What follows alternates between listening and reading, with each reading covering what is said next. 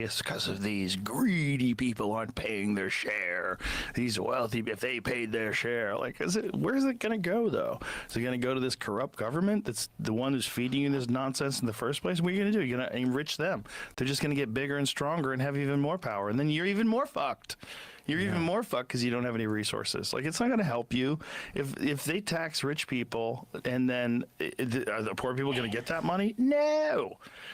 Are their services going to improve? No. No, you're just going to get more government. It seems like a good idea. I like that maybe the solution like, is going to tax the rich people, but that's hold up. No. I mean, this is what's fascinating is that Joe Rogan seems to be devolving in terms of his understanding of what government is. That no one else is ever going to. There's nobody raiding the coffers every 5 years. in the government. You don't have government bureaucrats going down going like, did we get more tax money in? Let me just stick my hand in the vault and pull the money and put it in.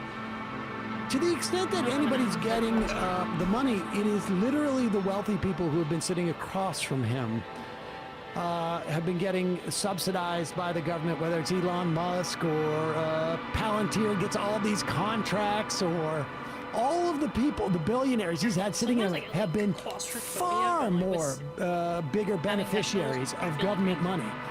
But we see there's two reasons why he tax. One is to redistribute the money, right? Which of course he would have an issue with, right? Government shouldn't be redistributing the money. Well, that's what they do. And the proletariat. And if they're taking it from the wealthy, they're giving it to the poor. They may give it to the poor in the form of Medicaid. They may give it to the poor in form of SNAP. They may give it to the middle class in terms of like an earned child tax credit. They may give it to the people, as in 5 years ago, we cut child poverty in half in 1 year. In 1 year. By giving $300 per kid to families. We cut child poverty in half. There's a million examples of this. We're going to see people lose their health insurance. What was that money that was paying? It was tax money. This is without getting into like monetary theory or anything like that. That's just the basic. The other reason why you tax those wealthy people is so that they don't have an outsized political power that goes with that economic power. Like his buddy Elon Musk. Or Peter Thiel, who's sitting across, or Mark Andreessen, or all of those wealthy people. The funny part is that Jimmy Carr is looking at and Rogan says this, and Jimmy Carr goes, and I don't know anything about Jimmy Carr, but the guy goes, well, yeah, but not really. I don't really want to ruin my career by disagreeing with you right now. But I also don't want to be on camera. I don't want to agree with this really like fourth grader version of what happens to our tax dollar. And when he says, you're going to tax them, it's going to go to this corrupt government, that's not going to do anything for you. What corrupts? What corrupts? Big money corrupts, you dummy. What if he's basically saying that this has not, like, everything's fine, don't tax wealthy people, the government's too corrupt to handle this kind of redistribution, although we do it right now, it's just redistributed upwards. The point that the government is corrupt is because there's too much money to corrupt it. It's not just vaguely corrupt. I would wonder what he means by corrupt. He thinks all the money's going to like trans playwrights in Iraq. Right, exactly. Okay. Are their services going to improve? No, you're just going to get more government. It seems like a good idea. Like, maybe the solution is we got to tax the rich people, but you got to figure out what to do with the money you already get from everybody, and you're not doing a good job with it. Like, that's the problem. The problem isn't like the rich people aren't paying their shit. Like, I always hear that about Elon. Like, he doesn't even pay tax. Elon paid more taxes in 2024 than any living human being that has ever existed. He paid something like $10 billion in taxes. Yeah, I felt like I did in 2012, though. Felt like I did. What happened? You divorced? I got He basically is just trying to It's really get a Change the crazy how conversation with a joke. let's not talk about this. Let's talk about literally something just different, threw him shall out. we? The Was everyman he and always like that? defending Like, the I have no honor of idea. the world's richest man I don't on watch his it. podcast. By the way, Elon Musk is Dreyer, I see. the Samsig says Jimmy Carr was famously caught avoiding It's just weird taxes that you in the could, like, UK watch and had a to pay guy it back get and is paid constantly made $150 fun for million it. more now, there for we sure. go. And even For that he's like, contract's been renewed. I'm not And buying then that just like have argument. on like Floyd the every Barber says, single remember when this member guy of was the really ruling into Bernie class Sanders? and just like I mean, blaze them and then be like, no, we shouldn't do dumb. anything. Guys. I just I don't know how you can think watch that that and he like not have knows, like a thing in your though. brain I mean, that's like, no, wait, it's this is unclear, mainstream like, media now. what Like this has become the mainstream. fire But- in and Rogan's and they head knew where it, and makes that's why take they this bought on. him out But, and made him it's really vibes. prominent. But also, Elon Musk is reportedly going to be the Like, world's first not- trillionaire soon. not to, $10 billion, even if that Chomsky's was not true, doing is so too hot low right of a now, tax though. rate. 100%. So- Sweet Where Lord, it's like, I mean, God. He shouldn't even have $1 billion. All I'm of not that. saying that you're, like, you can have actively biased $999 when million. you're- You can't when have you're $1 billion saying these in my You're America not like and thinking my that you're world. like you need to Sorry, say it to serve sorry. somebody, but you wouldn't be in the position that you're in I'm trying to figure out how much Elon Musk. if you didn't believe So those Elon things Musk already. You're there saw because you his believe net those worth skyrocket by You can say the exact same thing approximately about Joe. 200 to 240 billion dollars by the end of 2024.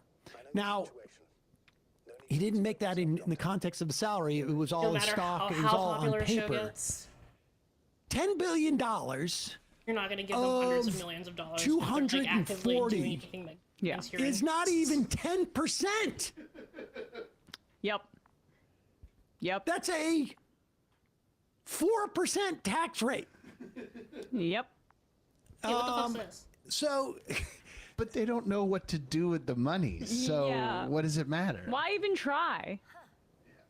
now it's quite possible that, well, it was on paper. He didn't actually make that money. But of course, he goes out and he takes that paper and he borrows against that paper. So he'll borrow Yeah. 70 billion, 80 billion, 90 billion. Maybe he'll borrow even more than what he's worth on paper and use that as collateral. The money he borrows is not taxed. It is completely rigged. At the end of the day, God knows how little he's actually paying on money that he's making. Then he takes that money, buys an election, uses his electoral power to lay off 200,000 federal employees. I mean, just kill Yep. the Yeah. lives of so many people. Right. It's unbelievable. Can you imagine, to be like, somebody's got to defend Elon. Yeah. Well, He I doesn't mean, have enough money to defend himself. He's such a victim. he's phoning He's it such in. a victim. Yeah. I'm going to be the knight in shining armor for the richest human being on earth who has so much money. He wants to go to Mars just to figure out what to do with all the money. Tough he doesn't guy. have room in his bank account, so he has to go to Mars to spend some of it down. I mean, I it's think just so like ridiculous. Rogan, he's reached this level of wealth where God, he's one of those bunker boys. He's one of those bunker guys. He has way more in common with Peter Thiel and Mark Andreessen than he has with literally anybody that listens to his podcast. And you know, we've talked about those Theo Von, like the Schultz and Theo Von now kind of being pro Mamdani, and then you see how does that make sense given how cozy you were with Trump. Those guys, I think, were like Rogan when he was into Bernie, if back in 2016 or even 2020. They are riding the vibes of their audience, but at this point, Joe is so insulated and so isolated from Reporting. 25th day of the mission, 7:15 a.m. We arrived. I saw it on the We slides. encountered a terrain obstacle, but it has been removed. You can skip ahead if you would. We've established permanent access to the extraction site, separated the material for research. Now we're securing the first transport. Dr. Boza and Osterhaus have already begun their preliminary research here on site. Gotcha. I'm passing it on. Let us know if there are any updates. Of course. Over and out. There's more. Base, come in. Dr. Boza wants to talk with you. Tesla here. Over. We have a sort of discovery. Oh, I'm listening. 25th day. Base, this is Boza. Doctor. These tiny crystals contain highly advanced technology. Individually, they are slender and helpless. However, When in a group, they seem to stimulate and support each other, revealing new properties. At first, they started to emit an electromagnetic field.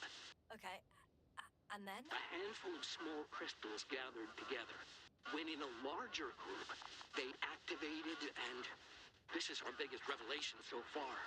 They started floating in the air. Did I hear that right? The larger the group, the easier, more freely. Yes.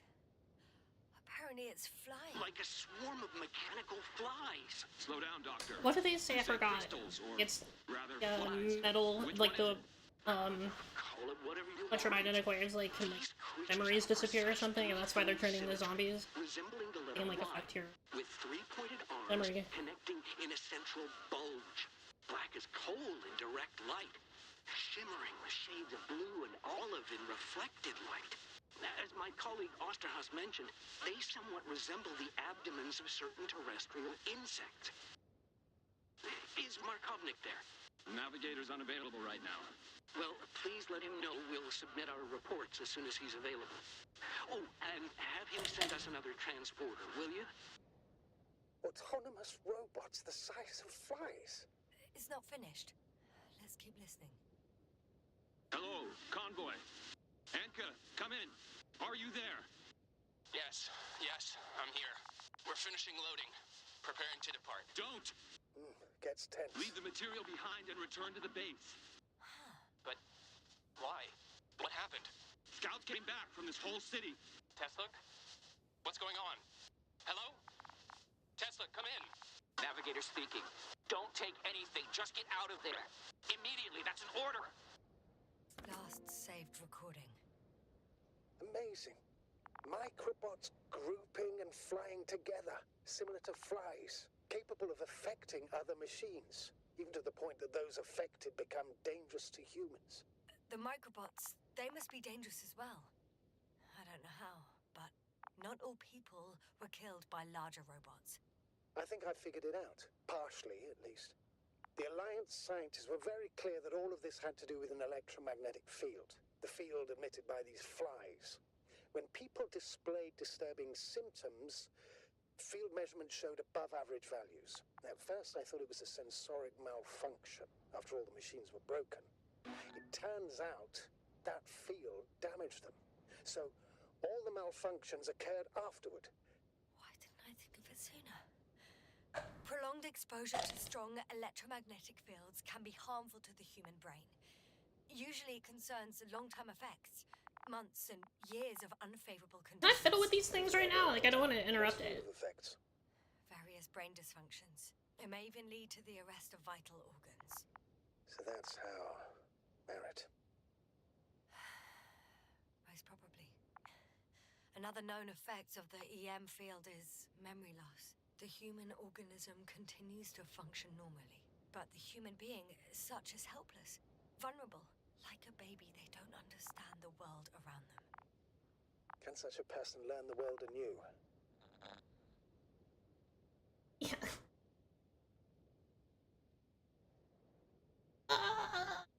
I can't be sure. There's no precedence. Even if there is room for development, learning everything all over, Your brain wouldn't have they won't remember anything. as it had when you were a child. Our voyages together. Let's face it. This new Getting life rid of all the is information. Far from normal. There'll be aged children, walking curiosities, oddities, lab rats. All that made them gone to hell. Perhaps researching those flies will help us to better aid our people. We're theorizing for now. Be worth examining. Confirm at least. Got it, Astrogator. I'll search for those containers of flies.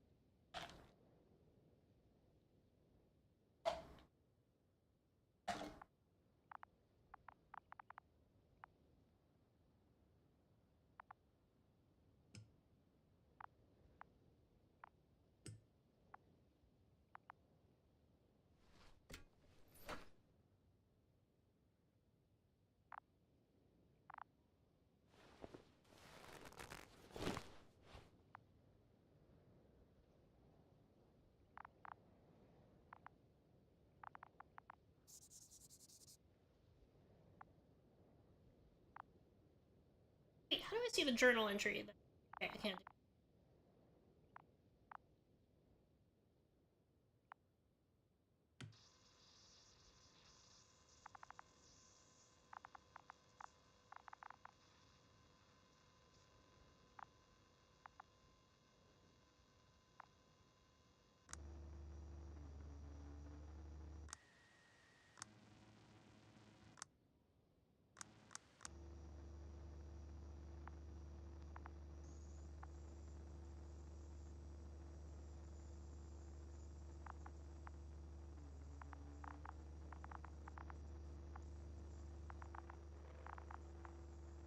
Okay, I think that's it. Can't do anything. City.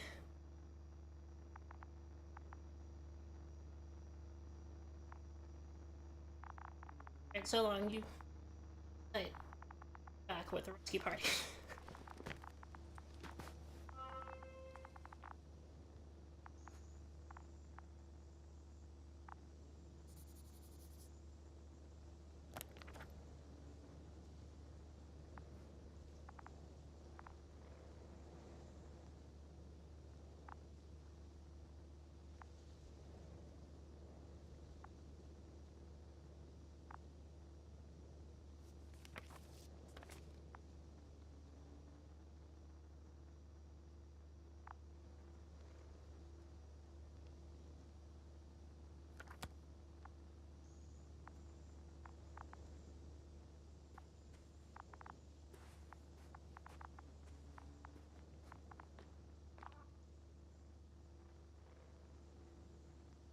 Regular people that he's not even, I feel like he's not even captured by his audience right now. He's so financially captured because of the scale of the deal that he got with Spotify that it's about the billionaire glazing hour at this point. Yep. Hey folks, don't forget to hit the subscribe button and check out our daily show. We do. Get to the point, please. What's wrong with it? The outer shell is damaged. There are holes everywhere. Like from bullets. Oh, wait, hold on.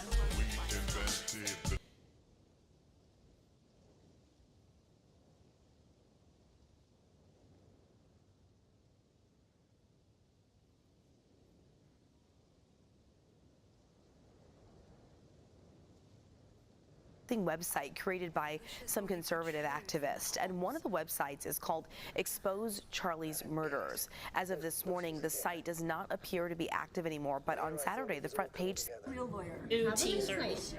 Oh shit. She looks like a monster. Some have said a I Tim feel like Burton it would be villain, more honest right? to pick the top one. Dallas, I've asked you to leave. I've asked you to stop saying things. I'm in a public place, Dallas. Are you? I'm in a public place. I've asked you to leave. Excuse me. So who is this woman, you're wondering? This happens to be Dallas Brody. Now, Dallas Brody was elected into a party called the BC Conservatives, and then she got kicked out of her party for being too racist and extreme. And she, like most people, probably would have been at that moment like, hey, by the way, I'm done. I'm out. Politics is just not for me. They're not down with my whole residential school denialism shit, and I have bigger callings. I want to be a filmmaker. I want to be a star. But then instead of doing that, she was like, you know what? No. I'm going to start a new political party. So she did, and she called it 1BC. And 1BC is known for just a few things. One, they really hate trans kids. They hate mostly all things LGBTQ+. They want to make sure that there's no education for not bullying LGBTQ+ kids in schools, that kind of stuff. They really, really hate Indigenous people, and they think that there's a Indigenous industrial complex trying to take away the earnings and homes of white people. So essentially, there's this really well-funded, super powerful, like it's the same way they talk about basically trans ideology, right? Like for trans ideology, it's that there's this huge, institution of gender ideology that's trying to force kids to become trans to make more money for doctors in the hospitals, which doesn't make as much sense in the public healthcare system. But still, that's pretty much the conspiracy theory there. For Indigenous folk, they think that Indigenous people are faking all of their genocide and torture and years of sexual and physical abuse in order to gain sympathy from basically cowardly liberal white people who are then feeling all this white guilt, and because they feel so much white guilt, they're like, oh well, here's money, I have to get rid of my white guilt. So you get all the money and you can have all the properties, you also get all the homes, and that's basically what they've been spending a lot of time promoting. And so that was her, and that was her party. She basically teamed up with another super transphobic woman called Tara Armstrong, and the two of them formed BC, the white supremacist party. And you'll never believe it, but over the weekend she got kicked out of the party that she founded, and the party of Nazis, the white supremacists, have completely dissolved and fallen apart. And I wish this would be a lesson for me to be able to tell everybody, hey, by the way, there was a white supremacist party that became really popular and really famous, and I got a strategy for how to get rid of them and how to take the Nazis down. And this is a learning lesson for everybody, everywhere. It doesn't matter where you live, what city or town. If a Nazi party forms, here's how you take it down. And unfortunately, the answer here would be, I have to show him let support. them fight. They fought and they destroyed themselves and cannibalized themselves, and they fought so much that they actually fell apart. The inner workings of what happened is actually pretty wild. So she founded this white supremacist party, Dallas Brody, and they actually just recently brought in an actual Nazi into the party as a staffer, and she didn't want the actual Nazi to be in the party, because it turns out Dallas Brody, while she does hate indigenous people, is super racist towards indigenous people, she's also a Zionist and a very strong supporter of Israel, and she's bought into the Zionist definition of anti-Semitism, in that if you criticize Israel, you are also criticizing all Jewish people. And as a result of that, they actually allowed someone into the party who's an actual Nazi who hates Jewish people because he hates all Jewish people. So once again, basically the TLDR is like, what if you let Nick Fuentes into your white supremacist political party? There'd probably be a lot of people who are like, oh, awesome. He's got a lot of followers. We got the Groypers on board, America First. Nick Fuentes is a part of this now. We're now more powerful. But there's probably going to be some people in there, if they happen to be Jewish, for example, who are going to be like, yikes. He's an actual Nazi. We can't actually make a party with that guy inside of it. It'll be bad. It'll be bad for everybody. And it turns out that caused a lot of fighting. So this was just a couple days ago. Yes, we are experiencing a little turbulence, but the plane is still flying, and we will be beautiful. Calm skies shortly. Press on. 1BC. Well, as the new you're looking website. at her, like, it Strange, seems alive, but it's not made 1BC. entirely of metal. Now it's the number one, NBC.ca. Weird, but nothing to think about. Now, this basically human eraser, Wyatt Claypool, says, we are staying on target. No one can force 1BC to stop pursuing its mission. Thank you for standing strong with moral integrity. Dallas Brody, I'm honored to be on your team. He joined right when the entire thing fell apart. So Dallas Brody, she starts her own party, 1BC. 1BC then takes hundreds of thousands of dollars of taxpayer funds, of which the taxpayers didn't know. They didn't know that this money was going to go towards it, to film an anti-genocide residential school denialism documentary. And then she releases that residential school denialism documentary on YouTube and spends a bunch of taxpayer money on advertising a residential school denial documentary on YouTube. So you actually start seeing ads. So none of the people in her constituency know that their money and all the funding that they put into this party are going towards her documentary film dreams. So much like a James O'Keefe, for example, who basically is like, yes, Project Veritas will uncover the truth about the liberal woke mind virus. Give me lots of money. And then he took lots of money, and then some of it he used for his own dreams, because it turns out James O'Keefe was the theater kid who had dreams and aspirations. He wanted to be a star, don't you see? He was big into singing Oklahoma, and so he wanted to play Coachella, stuff like that. And so people found out eventually, and he got kicked out of his own company. He no longer does Project Veritas because they were like, you're wasting all of your money on these fucking weird ass musicals and music videos that you're making.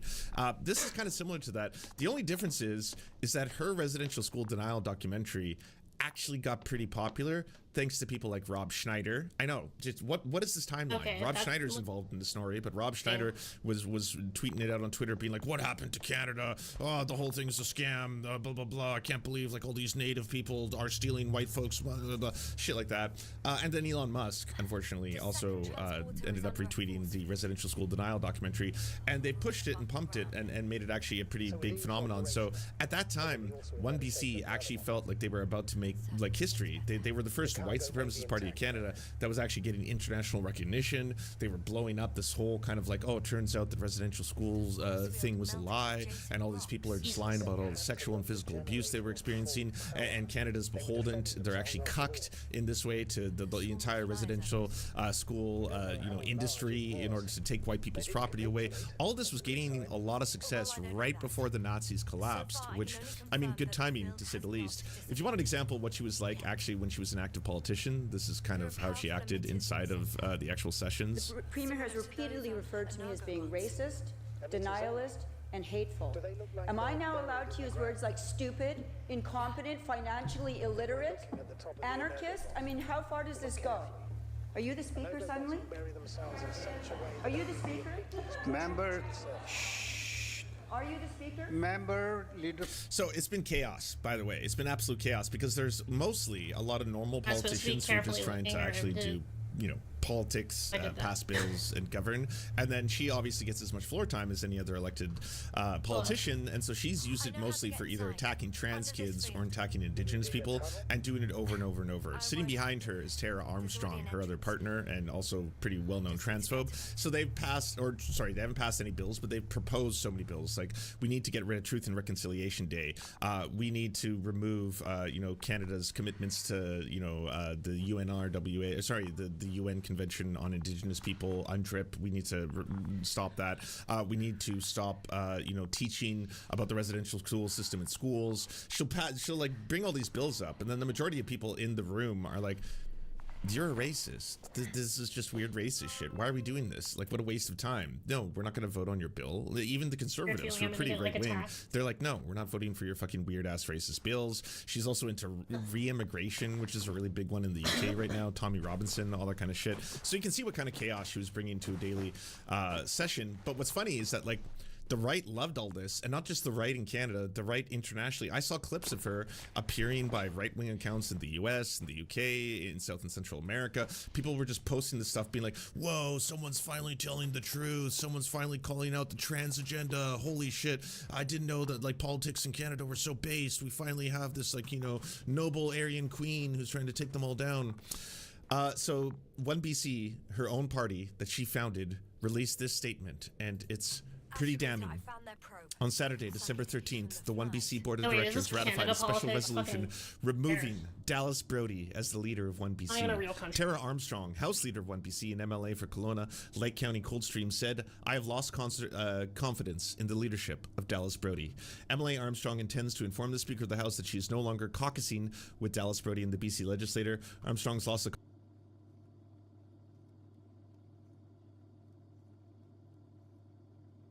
Now, I'm used to debunking absurd right-wing arguments. Even wrote a book called Responding to the Right. Brief replies to 25 conservative arguments, available from fine booksellers everywhere. But conservative podcaster and author Candace Owens is really on another level entirely. Many of her proclamations are so bizarre, they seem better described as symptoms than ideas. She has said, for instance, that the Munchkins in The Wizard of Oz are performing a satanic ritual when they celebrate the death of the Wicked Witch. Before the Wicked Witch, if that's what we're calling her, shows up, the Munchkins, Oompa Loompas, whatever you want to call them, are throwing a party while there is a dead person under a house, and they're skipping with Dorothy, singing "Ding Dong, the witch is dead." While there's a dead person at center, right? There's somebody that's dead, and they're dancing and saying, "Witch, oh witch, the wicked witch."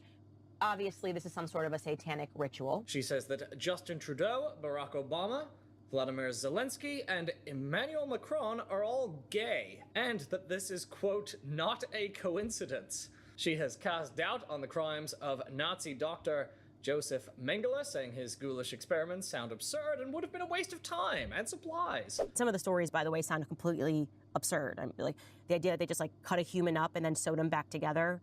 Why would you do that? Literally, even if you're the most evil person in the world, that's a tremendous waste of time and supplies. Just slice a person in half and sew them together. That just sounds like bizarre propaganda. Naturally, she of course believes we faked the moon landing. In fact, she says all of our space programs were both fake and gay. You must come to terms with the fact that NASA and space missions have always been this fake and gay. You just weren't alive for the original ones, and you need to learn the history of NASA, of the Apollo programs, which were occult and satanic. It was literally meant to be an antichrist movement to make people believe in man. And she now claims that the French Foreign Legion were involved in the killing of Charlie Kirk, possibly at the direction of Brigitte Macron, whom Owens thinks is transgender, and she now believes that she herself is being pursued by assassins dispatched by the French government. Now, you might think that these delusions would limit people's interest in listening to Candace Owens. Thought Doesn't he was the gonna average person say have enough she now common believes that she sense to herself is realize transgender, that she's which is totally the final detached stage from of reality? Well, I have bad news for you. TDS, She has an audience of millions. She has, according to one ranking, the second most viewed and downloaded podcast across all platforms, averaging 3.7 million listeners an episode. Our YouTube channel has over 1 billion views, 5.6 If you haven't million subscribers, suspected your and own raising parents of being hundreds of thousands of dollars a time. month. She has over 7 million Twitter followers, another 6.5 million on Instagram, and she was the subject of a recent CNN special, The World According to Candace Owens. She's leading part of a sprawling and hugely successful right-wing media ecosystem. Now, how can someone so delusional attract an audience of millions? Okay, let's go. And what does that say about our country? Well, for starters, Owens is a skilled presenter. She's telegenic, she's polished, and she's a fluid speaker. She might be saying things that are patently untrue or that lack any evidence, but she does it with such I forgot the conviction comment. and professionalism. I wonder if I missed that one, 'cause one I can see scanned how that. a gullible person might think she knew what she was talking about. There's also the Owens method. Now, it's not the scientific method. Owens has said explicitly that she has, quote, left the cult of science, which she believes is a pagan faith. The epistemology of Owens, Oh, well, fucking which is not to be spoilers. confused with Owenism, which is a socialist philosophy with a noble history. That epistemology is, in her Now I know words, it's gonna as follows. been on a Science company. has become a pagan faith. Yes, that's what I actually believe. And I said, if I don't get it from the Bible and I can't observe it with my own eyes, I don't stand it as the truth. So that means, for instance, that she professes herself agnostic on the question of whether the Earth is flat. I'm not a flat earther. I'm not a round earther.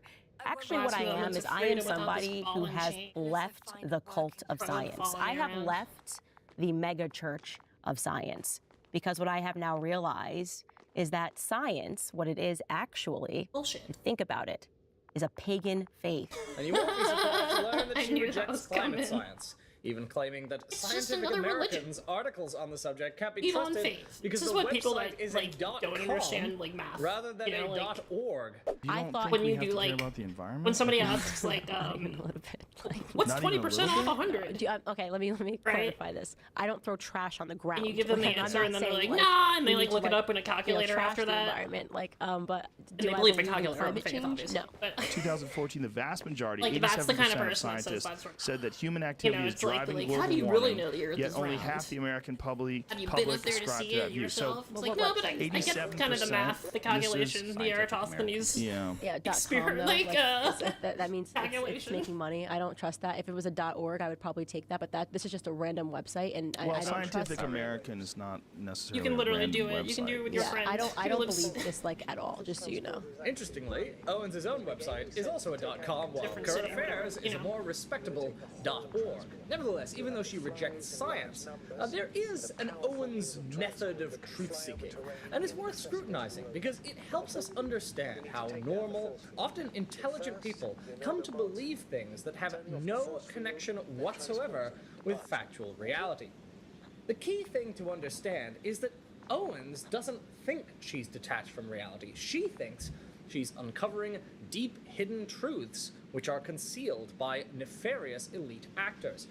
She goes about it with that classic I wasn't listening to him at conspiracist all, mindset, but finding patterns shoot in him down random this time. I data already gave him points, enough seeing support. every inconsistency or gap as proof that the conventional wisdom must be a carefully concocted lie.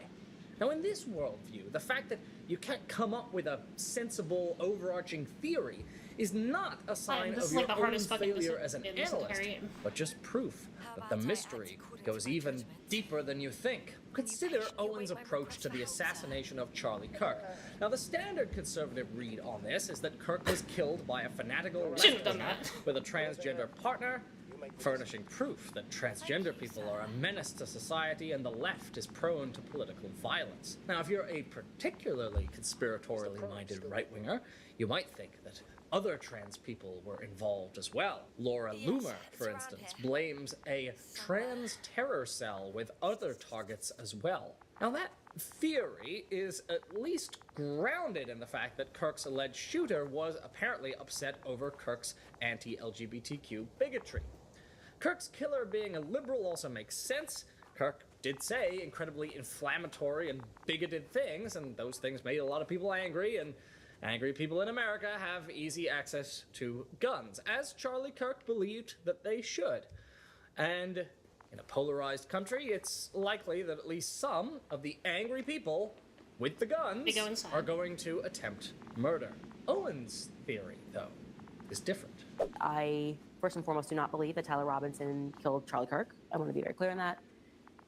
Whether he was involved, I think the answer is yes. I think that's obvious. She has now Well, I mean, he's devoted literally already, dozens like, he is involved. of episodes of her podcast to probing the assassination. She said it was a military operation and concluded that like the a French Foreign Legion already was apparently established. involved and on the ground at Utah Valley University on the day of Charlie Kirk's assassination. But it wasn't just the French. She says that a military meeting with foreign leaders took place on July 20th on U.S. soil, implying multiple foreign governments were involved. Owens has said there were 12 I feel like maybe I'm Israeli in cell too much phones Jedi on campus Survivor. that day. Jedi There Fallen were, Order. for whatever reason, 12 like, grab onto it Israeli and cell head down. phones on the ground at Utah Valley University the day that Charlie Kirk was assassinated. And they are desperate that was for big some one, reason to stop that information from being released to the public. Why? And she's zeroed in on a supposed Egyptian military plane that she believes was tracking Kirk's wife, Erica, in the year leading up to the assassination. That the person the planes were actually tracking for years was Erica. Not Charlie, but Erica was the one being tracked by these planes. Whichever foreign government or governments killed Charlie Kirk, according to Owens, apparently they all had color coordinated their outfits. As I've reviewed this footage, and any time that I think that somebody is shady or somebody is brought to my attention that is involved, I'm gonna or I have to would go look like at the comments more on the information Candace- on, they happen to be wearing a maroon shirt. I think it yesterday's means something. video. I think we need to hone in on the men, the people in the audience that are wearing maroon shirts. I don't think it's Just your so much has go-to changed in color the for last most men. 24 The color hours. maroon, she says, she has discovered Since this is video came out. associated with elite airborne operations. Oh, and it wasn't just the maroon-wearing legionnaires. Owens claims to have evidence that members of Kirk's own organization, Turning Point USA, betrayed him. A belief that was bolstered when Kirk appeared to her in a dream and told her he had been betrayed. Had a vivid dream this weekend, and Wait. Charlie came to me and he told me that he was betrayed. People are really I just don't looking know for, who like, soap exactly it opera is that shit. Like, betrayed I don't him, think they but I I don't also think they give a felt shit. in the dream that it is soon going to be revealed, that it's actually inevitable that it is going to be revealed, that there is That would also nothing be and figuring no out one how to that is get up going there. to stop the truth from coming out, and it is going to have international consequences. Now, it's never quite clear what Owens is actually alleging took place. Egypt, France, and Israel teamed up to kill Charlie Kirk with some of the Turning Point USA staff.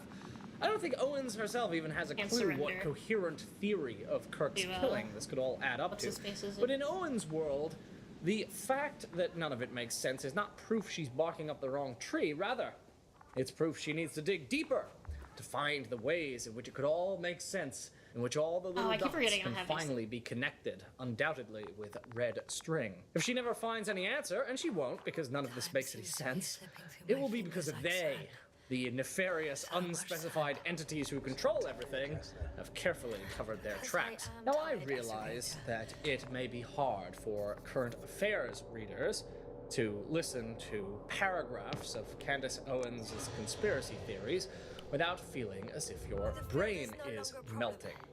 But let me depress you a little. The comment sections on these videos are not full of people saying, "Candace, my dear, what the hell are you even talking about?"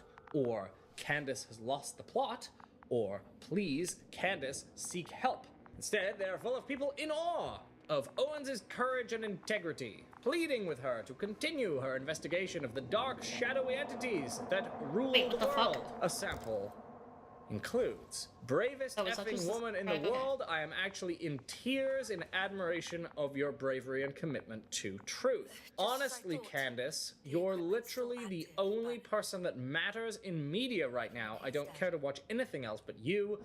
You're a gift from God. Stay safe, please. Humanity needs you. I fear what Candace will uncover is darker than we all think. Charlie noticed something and he didn't stand a chance. Now Candace is breaking the internet. She's bigger than any corporate media. At one point tonight, 175,000 were watching her live. A lot of people won't be sleeping tonight. Go Max, Candace. Go Max. I really don't think they understand. We don't believe any of you. We stand with you, Candace. Now, each of these comments also has thousands of likes on YouTube. Hardly any of Owens' viewers show any sign they have scrutinized her claims in any way. And those claims have gotten more and more outlandish over time. In her first book, Blackout, Owens essentially repeated Thomas Sowell's argument that big government is bad for black Americans and liberals hurt the very people they're trying to help. At that point, she dealt mostly in standard issue conservative talking points of the kind you might find in the Wall Street Journal op-ed page. But today, her obsessions are more bizarre and idiosyncratic. Owens became obsessively dedicated to exposing French First Lady Brigitte Macron as transgender, producing an 8-part documentary series called Becoming Brigitte, in which she alleges that the supposed First Lady is actually her own brother, who transitioned to become a woman early in life. Now, this kind of ugly transvestigation, in which people accuse various famous people of secretly being transgender, the funniest part about this is common. But she came Owens out and has pushed her claims against Macron unusually aggressively. She did not do the she would Lady stake Gaga, her and she just doesn't respond to professional it, you know, and career just lets people on the fact speculate. that No, Brigitte she was Macron, like, she had to current prove First it. She Lady like of showed a France, bunch of, I was think, like a born jury. a man. Now, the Macrons You know, like have pictures of her sued Owens over this false claim, and bizarrely, Owens treats the lawsuit as further proof that she's right.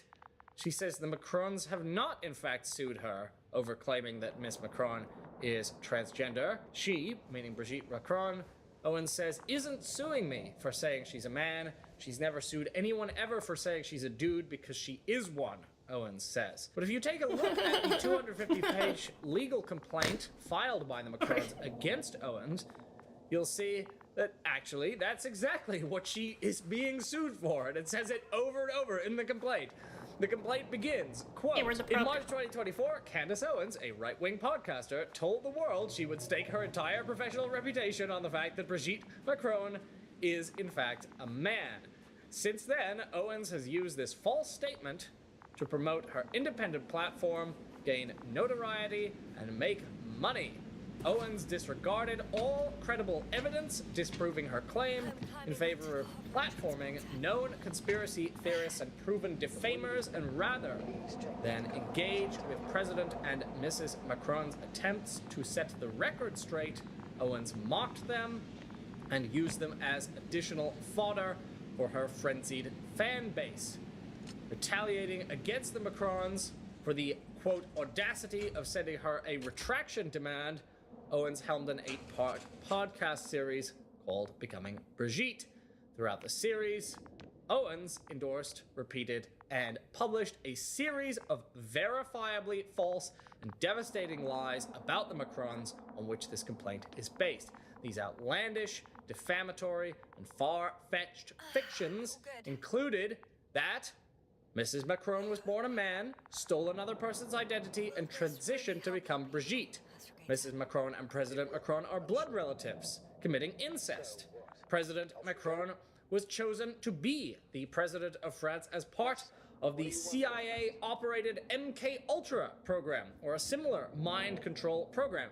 And Mrs. Macron and President Macron are committing forgery, fraud, and abuses of power to conceal these secrets. And throughout this 250-page complaint, the Macrons contest, and they also comprehensively refute Owens' claim that Brigitte was born male. Now, the lawsuit isn't just about that claim, because as the portion I quoted says, Owens didn't stop there.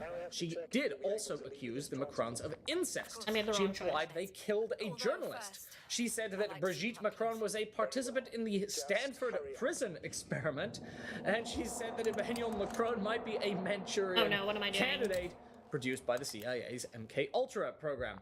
Oh, and to top it all off, Owens is aggressively insistent that she has inside information that the French government is actively trying to assassinate her, a claim for which she has presented zero evidence. The Owens method of proof depends on elementary logical errors. Often the fact that one thing is vaguely similar to another is treated as evidence the two things are connected. So, for example, from the fact that Emmanuel Macron was isolated throughout his childhood and the CIA's MK-Ultra program used isolation, Owens implies from that Macron was likely to be a CIA plant. There is no conspiracy here. The MK-Ultra was real. The government was obsessed with all of these different programs.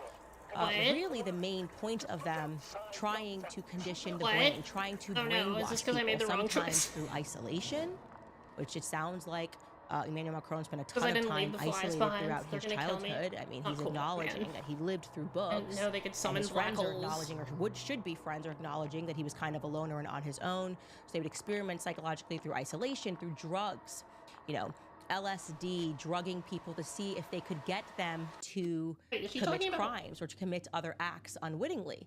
Essentially trying to establish a Manchurian candidate. Somebody that responds to cues, does what they want them to do without question, wondering if they could control, and using this, by the way, as a weapon of sorts. Now she goes on and on like that for episode after episode. A cabal of Satanist globalist predators is secretly running the world. Here's a shifty man in maroon, here's a suspicious plane, here's an address for a Delaware office tied to the French government. Oh fuck, I'm dying. And so anyone with even a modest capacity for critical thinking, it's obvious delusional nonsense. But why so many fans? Well, in part we can blame the low level of Americans' capacity for critical reasoning. We do have evidence that the country has been becoming less literate over time. And while I've suggested there's some distance between Candace Owens and standard conservatives, those supposedly less delusional conservatives still hold beliefs that aren't grounded in any evidence, from the supposed China threat to climate denial to the fear of LGBTQ people and immigrants. Republican ideology generally is impervious to evidence, whether it is the evidence that minimum wages are actually good for workers, or the evidence that burning fossil fuels is creating a climate catastrophe. It's not clear to me why Candace Owens' belief in satanic moon landing hoaxes is that much more of a crime against reason than what her more supposedly respectable contemporaries believe. Additionally, there is the depressing fact that Owens is occasionally onto something. The CIA's MK-Ultra program, for instance, was real. It was a grotesque, pseudoscientific series of experiments that evolved, giving psychoactive drugs to people without their consent. When Owens attributes nefarious deeds to an ideology she calls Frankism, she's describing an actual obscure Jewish sect from hundreds of years ago. She's not making it up out of whole cloth. And when she says NASA was founded by Satanists, she's referring to an actual US government rocket scientist, Jack Parsons, who was a follower of the occultist Aleister Crowley. Owens does dredge up aspects of history that people in power have preferred to sweep under the rug. For instance, she has said we shouldn't have dropped a bomb. Jeez, I'm sorry I tapped the glass. God. Nagasaki, and it's true that Nagasaki was the I feel like center you're of overreacting a little Catholicism bit. in Japan at the time of World War II, and the atomic bomb wiped out thousands of Christians, a fact difficult to reconcile with simple narratives of World War II as an unambiguously good war. Owens hosts one of the few shows that will give a serious, in-depth interview to Norman Finkelstein, one of the leading American critics of Israel's genocide in Gaza. And given the real facts of cases like COINTELPRO and Jeffrey Epstein, it's not hard to convince people that shadowy elite institutions are working together against the people. People distrust the media and government authorities for rational reasons. The problem is that those like Owens leap from the sensible and true fact that those in power have an interest in concealing inconvenient truths to outlandish ideas about what the truth actually is. That's one reason people turn to quack medicine. Their legitimate distrust of the healthcare system makes them easy prey for charlatans like Robert F. Kennedy Jr. For instance, Owens is critical of Zionism and Israel, but not just for the sensible reason that Israel is committing crimes against humanity and was founded on a campaign of ethnic cleansing. She goes further, saying the founders of Israel were part of a Frankist cult that established Israel as a haven for pedophiles, and the Star of David is an occult hexagram. Then she adds further anti-Semitic canards, claiming that Stalin was Jewish and Leo Frank was a pedophile protected by the Anti-Defamation No League. balloon. That resulted in Dennis Prager sending her a letter trying to explain basic Jewish history to her, although interestingly, in that letter, he concedes regarding the bombing of the USS Liberty by Israel that, quote, for reasons I do not understand and wish I did, both the American and Israeli governments covered it up at the time and have never since explained why it happened. So once again, when the government does lie, it erodes trust and it gives fuel to the conspiracists. Now, I'm not sure that the rise of Owens concerns me any more than the rise of any of the other ill-informed people who now operate our media. She's basically occupying the same lane as Alex Jones, who of course has now been sued into financial oblivion by the grieving Sandy Hook families that he defamed. A fate that should perhaps make Candace Owens think about whether she really wants to continue to publicly accuse the Macron family of criminal wrongdoing. There's a broad problem in this country of the collapse of reliable information, including local news deserts and AI fakery. And that problem goes way beyond Candace Owens' podcast. But there's something especially disturbing about her level of departure from reality. I'd like to think that there is a hard ceiling on the number of people who can believe that Brigitte Macron, Israel, and Egypt are teaming up to threaten Candace Owens' life. But so far, Owens has continued to rise regardless of how absurd her theories get. Now, as usual, I believe the only possible answer to this kind of poisonous nonsense is a political left that acknowledges and exposes the crimes of the powerful, but operates using the methods of careful reasoning and critical thinking, and is always making sure that we're not lapsing into paranoia and conspiracism. And that's not easy, because the world does contain a great many conspiracies and a great many dark secrets. Our government is colluding with a foreign power to perpetrate and cover up a genocide, for instance. But I would hope that if some of us can model sensible skepticism, we can gradually peel away some of the audience attracted by Owens' promise to unveil the way the world works. You don't have to convince me. Hi, I'm Nathan Robinson, Editor-in-Chief of Current Affairs Magazine, and I'd just like to introduce you to the latest print issue of Current Affairs, the quality alternative to mindless slop. This is our 56th issue, and inside you'll find articles on a wide variety of topics, including a visit to the Museum of the Bible in Washington, D.C., and an explanation of how the museum's displays betray the legacy of Jesus Christ. You'll also find a discussion about how artificial intelligence is ruining the American university, plus ads for things like the slur cone, which you can place over any right-wing pundit in order to prevent them from emitting audible slurs. You'll also find ads for things like the fully automated Luxury Existence Assistant, which is itself an AI companion that can take the place of you in any of your day-to-day activities, including performing your job, making love to your spouse, or chewing your food. You'll also find articles about Black Friday, about Western movies, about anti-communist comic books, and much, much more. And if that's not enough, we have ads for inaction figures, a posable Chuck Schumer that you can use to send strongly worded letters to the President of the United States. And do you like Howard Zinn? We have Zinn quotes in a can. We also have a picture of a cat that looks like Vladimir Lenin.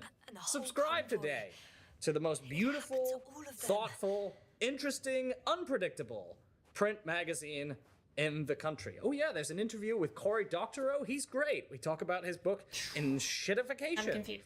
Lots of pretty pictures, lots of insightful insights. Oh wait, okay. Subscribe to Current Affairs today, and if you donate to Current Affairs magazine today, you're eligible to potentially receive a lifetime subscription to this beautiful magazine. Donate $15 or more.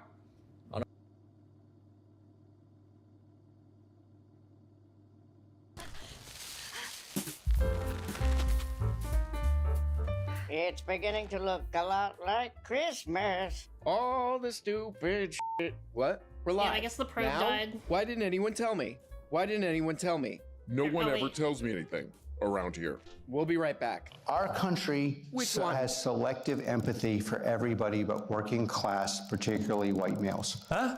So when you look at coverage in mainstream newspapers about the constitutionality of blowing up boats that are bringing fentanyl here, I guarantee you, if that fentanyl was killing people at schools we went to, potentially your kids are going to, it would be constitutional to blow up those boats. Sorry, you asked the question, you're going to get the full answer you don't want. The full answer you don't Sit want. down You brought normal, me on man. stage. Oh, that's right, goddammit. Oh my God. Today we're looking at the New York Times. It's important. The New Yeah, York that's Times, the literally no paper evidence of any toilets. shit. YouTube channel. Oh, Really, it's not like it's a all lot over the to place, ask, I mean. man. Okay, let's start here. What this is the But we're way Palantir guy. past A lot of people were sending me now. this clip. They're like, "What's this guy doing in his chair, we're at man? the, like, He's oh, yeah, we're wiggling never and gonna twisting have around in that chair like." Let's freaking peekaboo. We're just not gonna put those out. That's a lot. And it's That's a going lot real of well. words, man.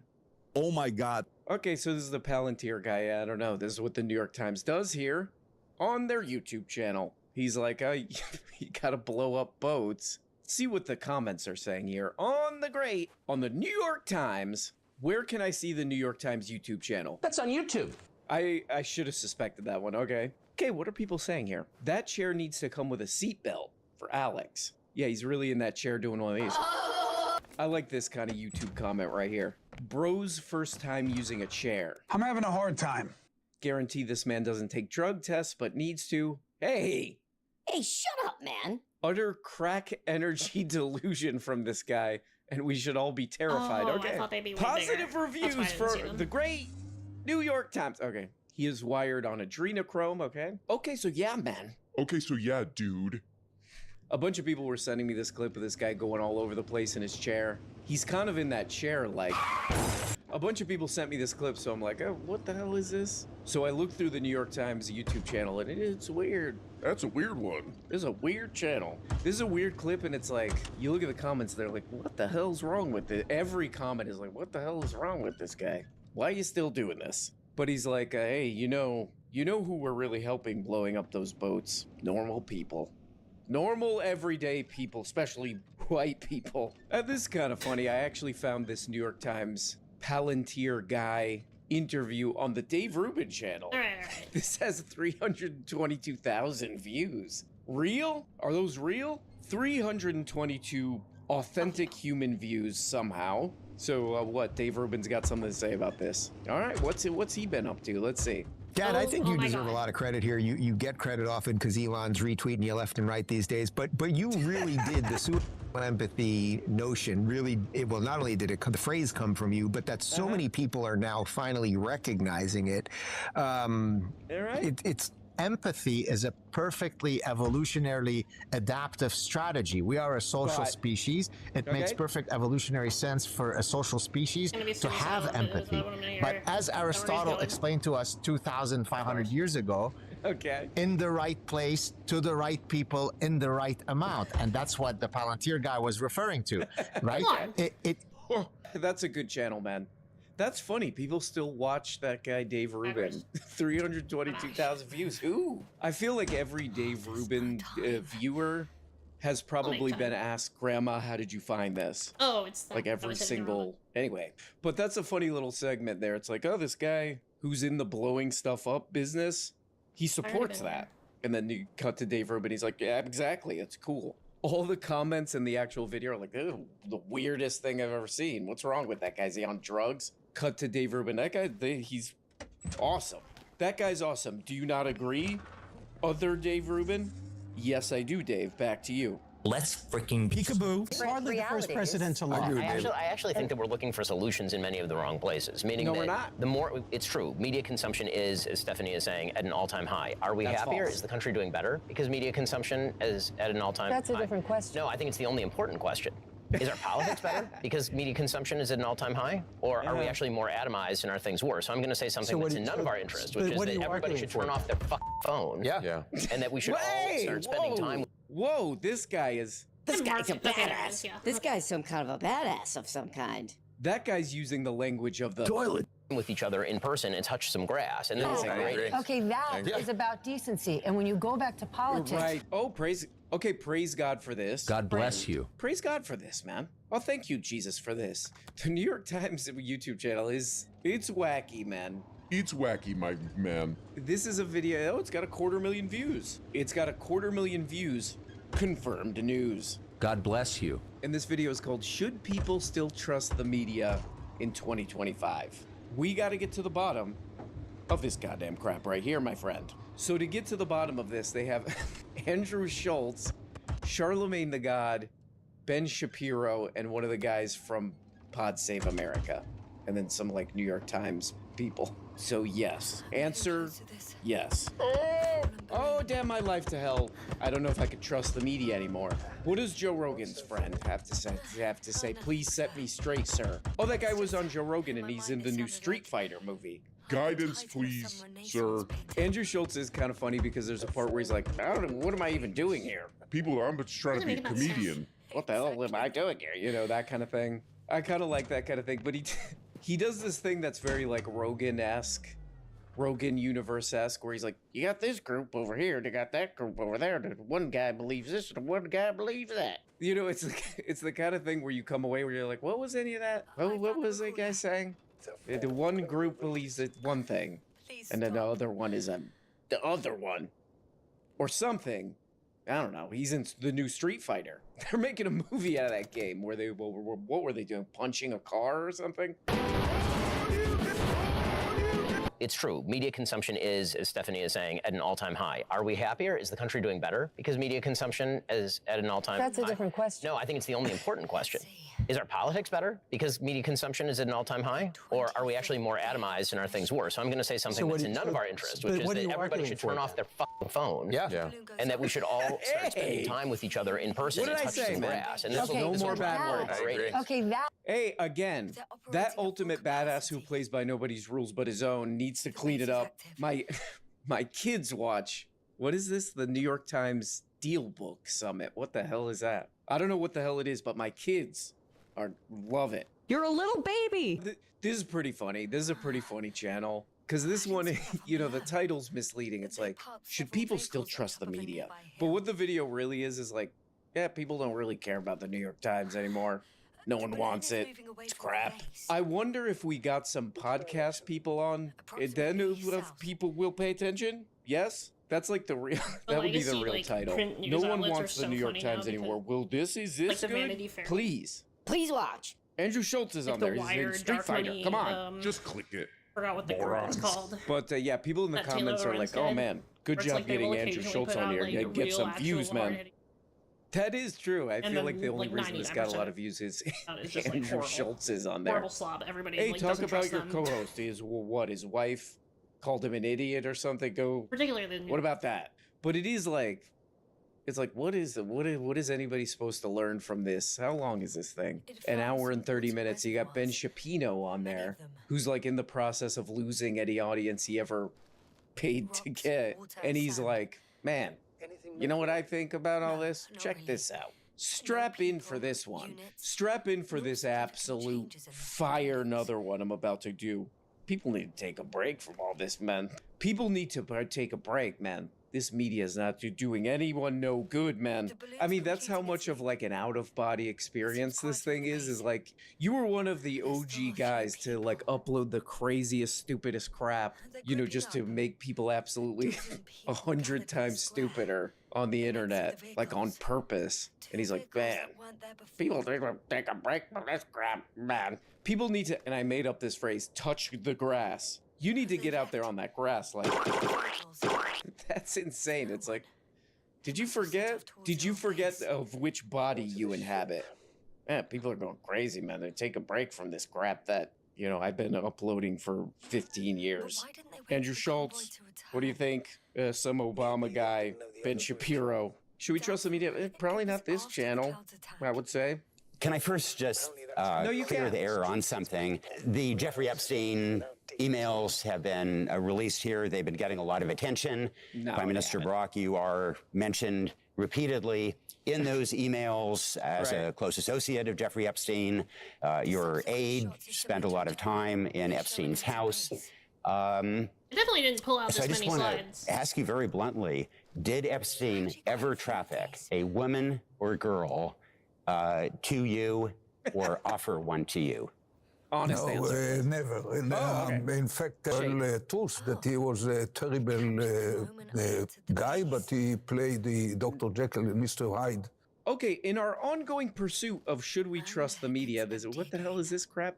Let's check the comments of this one. Also New York Times. Okay, pretty positive comments on this video. How many views? Is it, let me check if it's news. Okay, barely news, 65K. Okay, pretty positive in the comments. It's fascinating to watch a bunch of old people, hey, who clearly are disconnected from the reality of what's happening in the wider world today. Hey, man, you go to jail, man. Okay, I think I got a positive one right here. Bloodthirsty ghouls. Hey, whoa, wait, shut up. That's illegal to say that. Okay, so they were asking about, is the media trustworthy? The New York Times was asking that. Hello? I think this is relevant to that. And this is a positive one. Why would you invite Ehud Barak? The Times lost all its credibility. Disgusting. Disgusting. Hey, wait, that's not positive. I should have read that one first. God damn it. Oh, wait, there's another thing here. What? That's a barf face, man. Hey, that's a barf emoji. He can't do that. That's sort of a funny one, dude. What is this, man? This is, I guess this is like a drop site news, like a Ryan Grimm's website. Drop site news did all this reporting where they're like, hey, we went through these Epstein files. The former prime minister of Israel, he's like all over that thing. He was like staying at this guy's house. They were doing deals together, you know, like military surveillance deals to other countries, all this crap. And the New York Times never really, I kind of searched around, they never really reported on that. But now they're like, okay, we got you here, that guy who was in the Epstein files. What's up with that, man? It's good? That's all good or what? Yeah, it's bad. What's up? And he's like, oh no, it's fine. Oh, okay. Covered that one. Let me ask you this. Media, what do you think about it? It's good or what? Yeah, it's fine. Huh? Yeah. What else? What else are you doing? What are you doing after this? This is sort of crazy right here. This guy, what is it? This New York Times, what is it? The summit of some kind. This guy's like, man, some other people published all this stuff about how you're all over the Epstein thing. You were doing some kind of deals with him. What's up with that, man? What's up with that, dude? It's a little awkward, man. Look, this guy right here.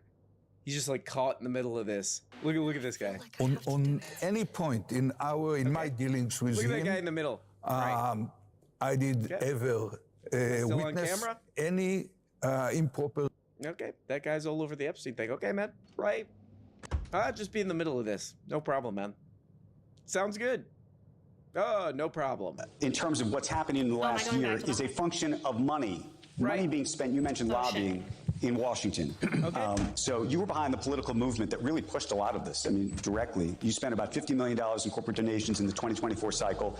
The crypto industry spent about $130 million. No, How much of it do you think is here now because the industry effectively, and some people would say, bought this new opportunity? Horizontal election. Yeah, like, well, right our when he mission was is to in the news increase a lot, economic he was freedom in the like- world, and I prefer to do that just he's, with like, our so products afraid and of, integrating crypto into the traditional financial system to infant update Pata, it. like, he couldn't But say it it turns right out at over all. time that a love big that. way we can accomplish our mission is actually, holding bad government accountable, right? I'm So terrified if there's of this 52 million previously. Americans who have used crypto and they want to see clear rules on the books to protect consumers, I think in the last administration we saw that our representatives in government were not actually fulfilling those values that the American people had. They were actually unlawfully trying to kill the industry. This is a weird channel because like all the New York Times videos that they upload like this, you look at the comments, they're just like, shut up. All the comments are like, what the hell is this crap? It is weird. It's a weird channel that seems like lost in time or something. Because it's like the question here in this little clip is like, hey,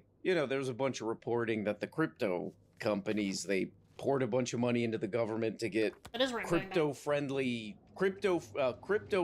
government. What do you think of that? Is it good or bad? Let me ask the CEO of a crypto company. I wonder what he's gonna say. I wonder what he's gonna say about that. He's got no conflict of interest there, It is like, what's the point of this? Like, this guy also has already, like, he's got like 1,000 videos where he's like, oh, leave crypto alone. Let us do whatever the hell we want, basically. So, what's the point of this? A weird interview, Let me ask the guy who put a bunch of money into the government to make the government friendly to crypto companies. Hey, is that good or bad? I feel like it's not supposed to be making the that guy sound. who did that. It's good. Oh. Okay. All right. Anything else? You want to get the hell out of here or what? What are you doing now? What are you doing after this? Hello, everybody. Hello, group. My name's David Brooks. I am a columnist at the New York Times. I started in September in 2003.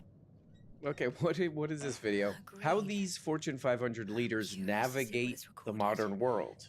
Yeah, they probably walk, or drive, or take planes, Uber, maybe? Okay, so anyway, this is the New York Times YouTube channel. 8.3 thousand views. Tragic. Definitely not news. There are some positive comments in here. Here's a nice one. If you ask me why did I change the channel after watching the show for 2 to 3 minutes, I would ask you which planet did you find them from? Hey! What? That doesn't come off as positive to me, you son of a bitch. Shut up. Oh my god, there's like no comments on this thing. Okay. Here we go. No views on this one. That's okay. People don't want to hear the CEO of Southwest Airlines talking about how he gets around. Wanders around. Oh, come on. And by 2024, Barron Trump is also a fan. Barron hosts a dinner at Mar-a-Lago for several prominent conservative influencers. No, he didn't. One of them was Justin Waller, who has helped the Tates run their businesses and says that he's widely seen as the third brother. Waller told me that Barron admired the Tates, and he said that he and Barron called Andrew together and discussed the Tates case. When we Did he call them to try to get off the recurring charge for their course or something? Okay, anyway. Okay, yeah, man. Some of these New York Times videos, no views. Hey, we're interviewing the CEO of blah, blah, blah, blah. Man, what do you think of stuff? That's fine. All right, thank you. No views. But this one did get some views. What the hell is this? Investigation, how the Tate brothers were freed from Romania. This seems to be some pretty, all right, reporting. A lot of this is like already public information, but basically the story is like, oh, these pendejo were trapped in Romania because they have all these legal cases, They're trapped in Romania. And this New York Times reporter is like, well, they got real friendly with a lot of the people in the government, and suddenly they're free from Romania. So that seems a little weird. But I guess one of the semi-interesting things in this story is like, oh, the Trump kids, the Trump children, They think Andrew Tate is cool. They love Andrew. They think he's cool. Wait, And still? one of the Like kids that old? thinks he's cool is Barron Trump. They're No, cool. it has Erica I think Kirk in they're it. cool. That's part of the story. Oh, he thinks they're cool. He talked to them on a Zoom. He's like, I really support what you're doing. I'm a kid. I'm a 7-foot-tall child. So I guess they're kind of speculating, like, oh, maybe that still had has something to do fans. with it. That's kind of a wacky part of the story because, you know, a long time ago when the Tate crap was really like, I don't know, trending on the internet, I looked into it. I'm like, what is this crap? And I found, and this is not an exaggeration, 400 trillion zillion billion videos of like basically children like promoting to each other, like a child pyramid scheme, promoting this Andrew Tate course to each other. You know, these little kids going on YouTube and they're like, I have a house made of Ferraris. I stacked them on top of each other. That's how much money I made from this course. Please buy it. $60 recurring payment. Put my code in. If you don't, you go to jail. These guys now, they're like escaping the law because of their popularity with children. Ooh, that just sounds good. We are going to wrap up this early afternoon session with something a little bit different just right now. I'm going to hand the stage over to someone who knows how to own it a lot more than I do. Get those chairs you, out of of course, there. know her as an... Whoa, man. Cut your meat. For a second, please. Yeah, but good New York Times guy. Again, I forgot what I was going to say. Oh, yeah. Gay, get those chairs out of there. You, There of you go. course, Get know 'em out her of as an Golden Globe winner, but today she's Those going to be cups talking out of about there. her life beyond the screen. She's a longtime advocate for women's health and longevity, and she is a very formidable fighter. Today she's here with some very powerful words about her most important fight of all. Ladies and gentlemen, please give a very warm welcome to Halle Berry. I like her. I love it. Okay, man. Yeah, I was just like clicking around this New York Times YouTube channel, and a lot of it's just like, what is this? A lot of it just seems like from another time or something. It's just like, what the hell? What is this? And this is Halle Berry. I like Halle Berry. Yeah, she's been in some good movies. But she does this speech at whatever the hell this New York Times thing is, and I was like, what is? You know, it's 20 minutes long, and like about 15 minutes into it, I was like, what is this? What's? Because they found me in the hallway, they cornered me, and they said, girl, we gonna beat your ass after school. Oh. You better not get off that bus. There's something that I know you don't know about me, but when I was growing up in Cleveland, Ohio, I did know I that. was very much bullied. Oh, sorry. I got damn into it so didn't many just connect. fights. Fuck. Oh. And sometimes I gave as good as I got, but most of the time, I got beat up. Well, who's laughing now? And so one day, Sorry, Callie. I knew I was gonna. Okay, so Halle Berry gives this speech. You go watch it, you know? There's some stuff like in the beginning that I agree with. She's like, oh, there's all this crap going on where female actresses are not allowed to age gracefully, you know? They have to get all plastic surgery, all this crap. Stupid. I was like, all right, man, that's true. But then she goes into this thing where she's like, when I was in school, some other kids beat the shit. Yeah. Oh, God. Out of me. I'm doing that Ben Shapiro type language. I'm out in Miami, ho. No, come on. I was just like, where is this going? What is it? What is this about? She's like, these kids used to kick my ass when I was in school, and I realized you got to stand up for yourself. You got to stand up for yourself. Okay. All right. But it's weird because she's talking about like aging. And she's like, women need health resources, and I thought maybe it would be like a healthcare thing or something, some kind of, oh, we need to deal with the healthcare disaster in the US or something. But it seems mostly to be like promoting a website that she helped found. It's like a subscription thing. How much is it? $20 a month or $45 or $55. It's just like the New York Times is filled with this kind of stuff where it's just like, okay, all right, what is that? It's like a website or something. Okay. There's a ton of that stuff on the New York Times actual website and like on the YouTube channel stuff where you're like, okay, what is this? It's a website I could sign up for. has information on it or something. Okay, I forgot. Like I What, should say what something were we talking about? That's sort of the New York Times. It's like won't it's believe either me. I'm just gonna something say that I you don't know. immediately You forget won't about, believe that or either. like something deeply weird. What do you make? I was going to ask you actually. What do you make of Mamdani here in New York? And the reason Never I heard ask of is him. he was somebody who really actually was able to persuade the younger voter. I mean, he really captured, but obviously on the complete opposite end, if you will, of where Trump. Said get up.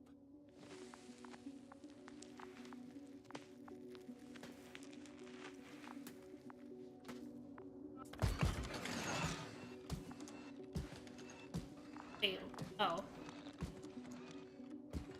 You don't need to be afraid. I shouldn't talk. I come in peace. Oh, save it. I guarantee you'll have time to talk later. What?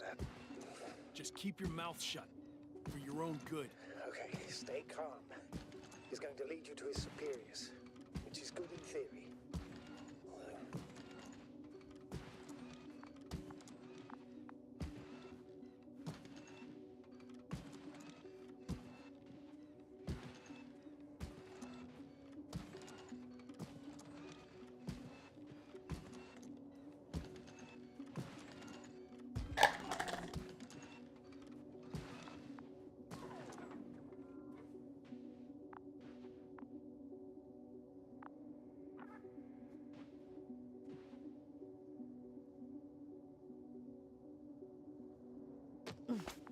Wait.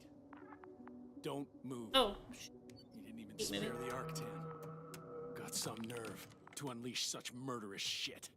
Hey, don't turn around.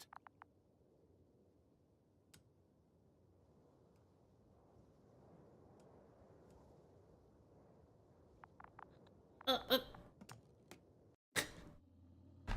on. Okay, I'll be. Oh, hold on.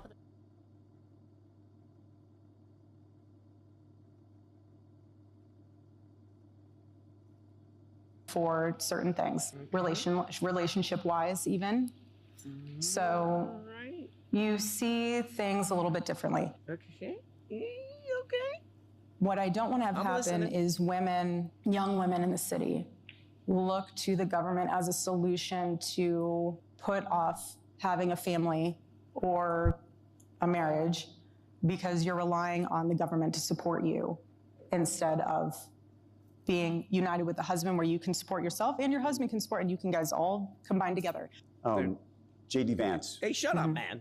Let her finish. Oh, she was finished. Sorry. Is he Shut up the anyway. person you're? Okay, there we go. The New York Times jumping on this, man. At their prestigious festival, man. At their prestigious festival right there. Man, this guy's interviewing everybody, man. Oh, man, this guy's interviewing his ass off. Calm down, man. But to this 40 minutes long, I watched some of this. Watched pieces of this, you know? This part's kind of interesting. No offense. No offense to Miss Kirk. Not gonna go off on her Candace Owens style or anything. But this is kind of revealing about the content, you know, that was being, you know, that's kind of spread around from these kind of organizations, I guess. I gotta give credit to Matt Bruning for this, because I didn't catch this at first. But this is kind of like two different conservative arguments, you know?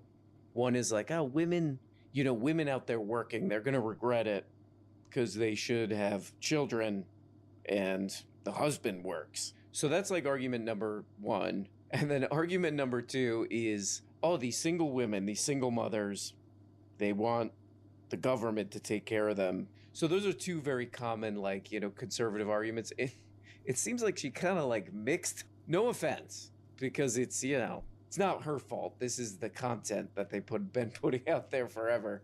But she kind of mixes the two. It's like, hey, what do you think about this Zoran guy? Well, a lot of women voted for him. You know, they're out there doing all that work, their career and all this, and they want the government to take care of them. It's like, that's the other argument. They don't need the government to take care of them because they're doing all that work. They were working their way to the top, career driven. They put off having kids. That's the wrong, it's okay.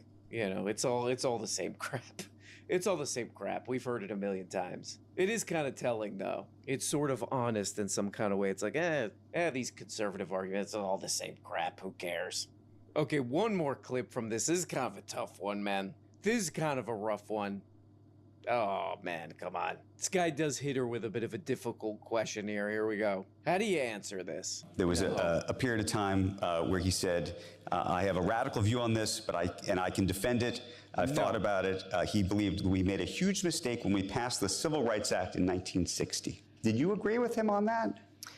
It's interesting because, again, a lot of people took things that my husband said out of context. When you listen fully and you understand fully where he was coming from, that disagreement in our country is what democracy is all about.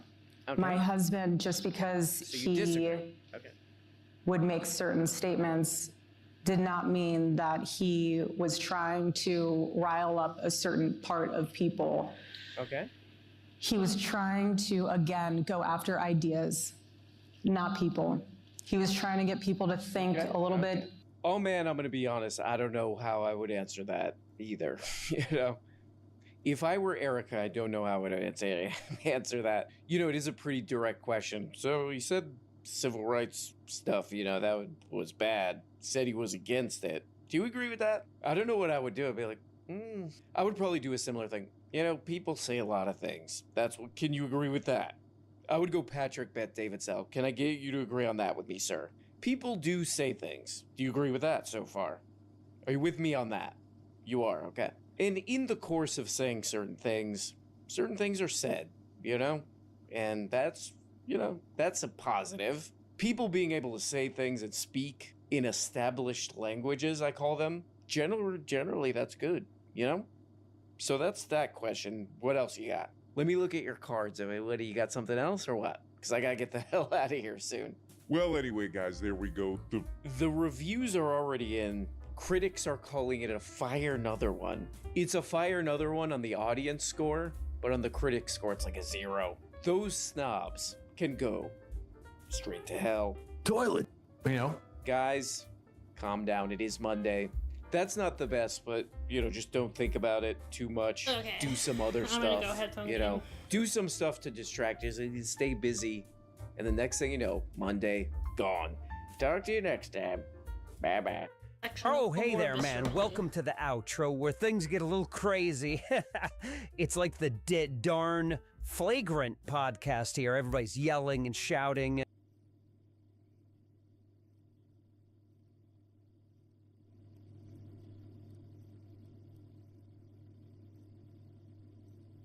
Okay, cool.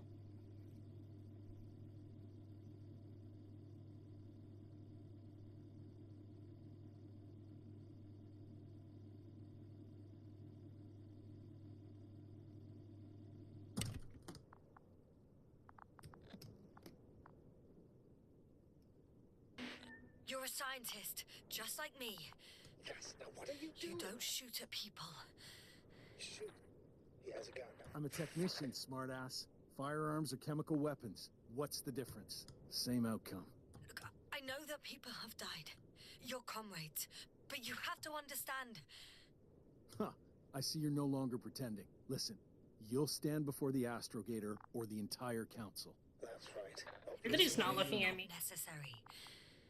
But if you try anything, I'll do it. I'll shoot you. Yes, no. Should we be moving like this is weird. There has to be a way. Take it easy, please. I'll handle him. Huh? What are you babbling on about? You have a death wish. Only short answers. Why did I speak? I shouldn't have spoken. And you'll answer with a short yes or no if you think it's safe to do so. Or some code. Maybe grunts. Do you understand? Do as you say. I can. Is there anyone else? Apart from him? Yes, technically, yeah.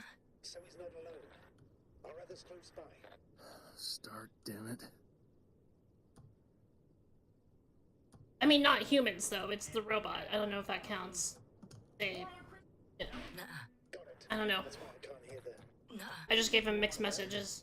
Not because of that. So there's a person who... Not a person. When it rains, Yeah, it that's it. pours, huh? There we go. I should have done that. Do you have some alien there? Of course not. shouldn't have said. He already knew. Come on. I feel like I'm putting way more. I don't think this is that important, actually.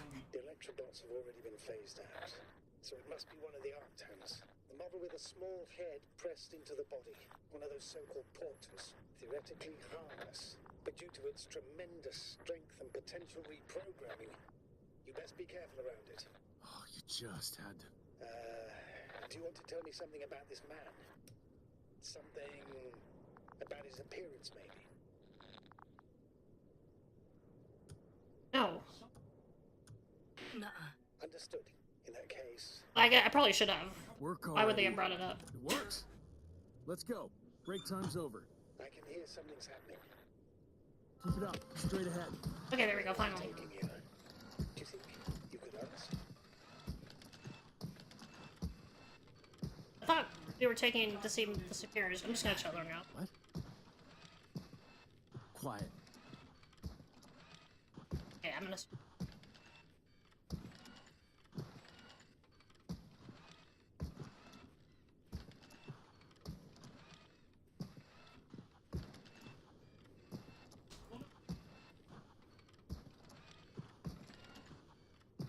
Shit, my guy said that. Think about super.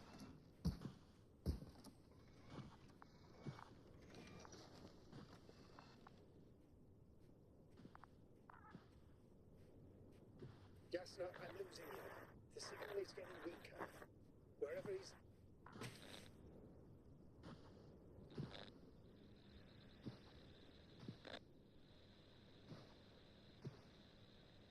Yeah, cut him off. Get in. Go. Yes. Stay calm.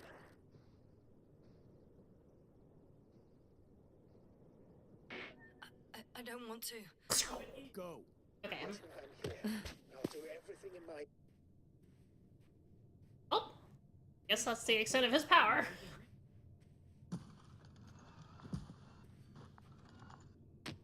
Ow. Okay.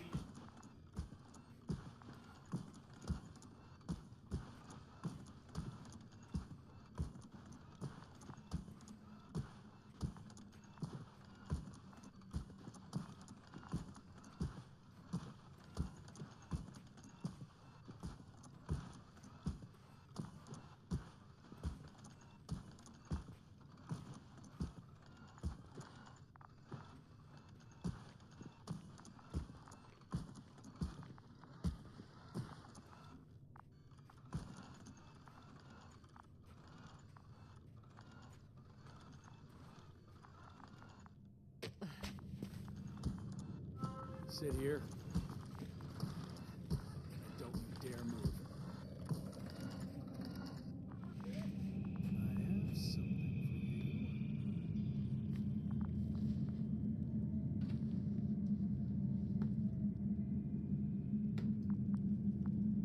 for you. That's even more than we need.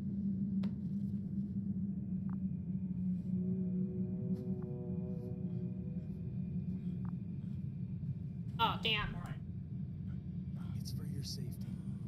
Oh, fuck. He's got like a whole Shaun of the Dead thing going on here. You guys too. What about our friend? Still cranky? Wait, what the fuck? I've always thought the speleologists weren't exactly the funny types. Okay, they're not gonna try to eat me, though. Bliscus, the speleologist, Maybe. pretty damn hilarious. Oh, fuck, what if they're gonna use me as food? Yeah, me, I'll get macabre.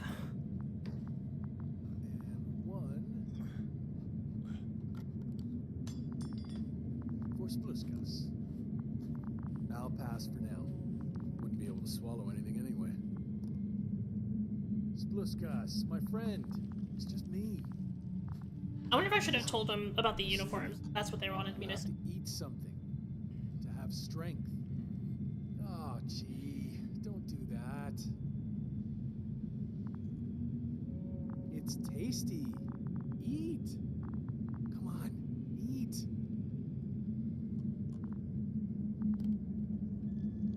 Did you like it?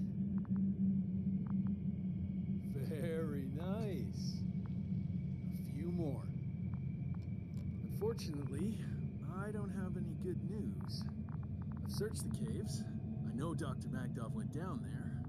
only you could tell me which cave she worked in. Maybe it would be easier then. If only you could. Zebulon has also gone missing without a trace. I don't even know where to look. And the whole convoy crew. I'll go there tomorrow. Maybe by then, with reinforcements. And it went smoothly. And you objected so much.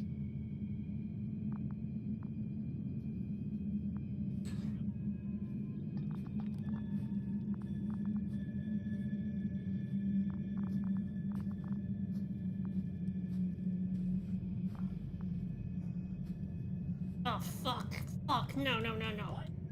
I put it on his head and push.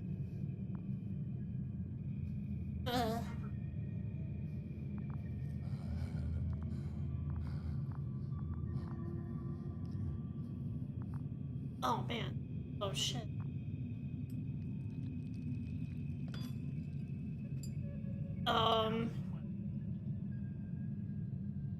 Oh no, this is the part of me that doesn't have boundaries. This is a me problem. Lendor, comrade. Don't be fooled. She's not our friend. She's responsible for all this. And I need to report it to headquarters. Strap you back for now. I'm sorry for that.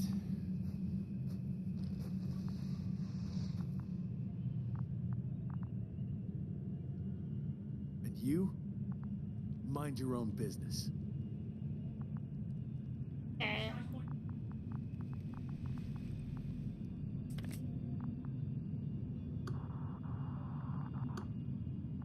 Hello, Bridge. After him, balloon log. What happened? Hitra speaking. Hitra. Can you hear me? Over. You're still not getting through. This is an urgent announcement. It's the 26th day of the mission, 1300 hours, 42 minutes. I am reporting the presence of Commonwealth units on the surface of the planet. I have arrested one person. It's a woman. Unarmed. I haven't noticed any other people or other units nearby, but this person was in active radio contact. I'm requesting backup. Over and out. Hey, Milos. Hope you're still in range. Listen, the Commonwealthers are here. I have one of them, a woman. She was talking to someone on the radio, but I didn't see anyone around.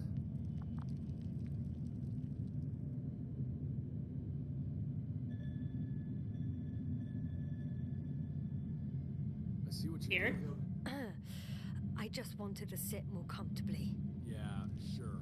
Better get comfortable with discomfort. We'll sit around for a while.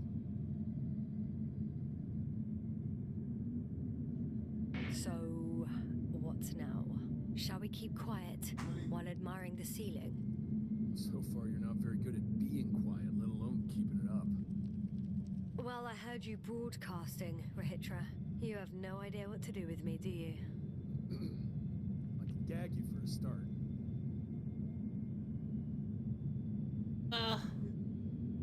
Why can't I turn over there? Kinda lame. Shielding.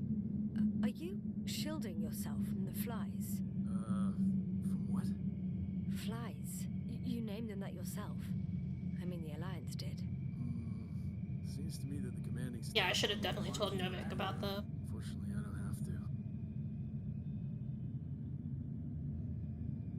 Do you have air filters here?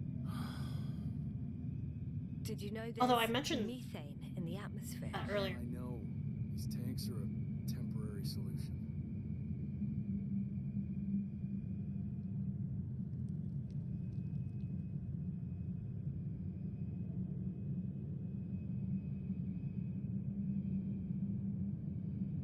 Wait, Condor? Condor what? You? Are you from Condor's crew? Yeah, so? It doesn't make any sense. Here we can agree. You're talking complete nonsense. What do you mean? How come that's such a revelation?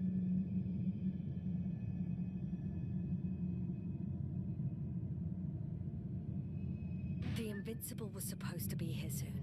Not Condor. Not now. Where did you get this information from? From intelligence. There you go. Will you finally admit what you were up to here?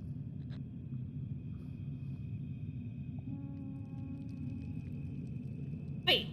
Novi can't hear me. Maybe he can. Maybe I'll find out later he can. I'm from the Dragonfly, a small research unit. Our actual mission was coming to an end. We were on our way back when intelligence intercepted information about your ship. Did they really send you to spy on us? You could say so. We were supposed to seize this opportunity to surpass your research. They led you on a wild goose chase. We didn't even have any research plan. We landed due to a malfunction in the main core. The work dragged on for so long, the scientists were given permission to study the planet. They couldn't sit still in one damn place. That's all. Fuck. Nothing adds up. But I know what's wrong with your comrades. The same thing happened to our people. How many of you were there? 6 people. Only 2 of which are still unharmed. Including you. Me and our astrogator. Is he around here too? I'm the only one left on the surface. So... not many. I told you, we're a simple unit. Here's the rest.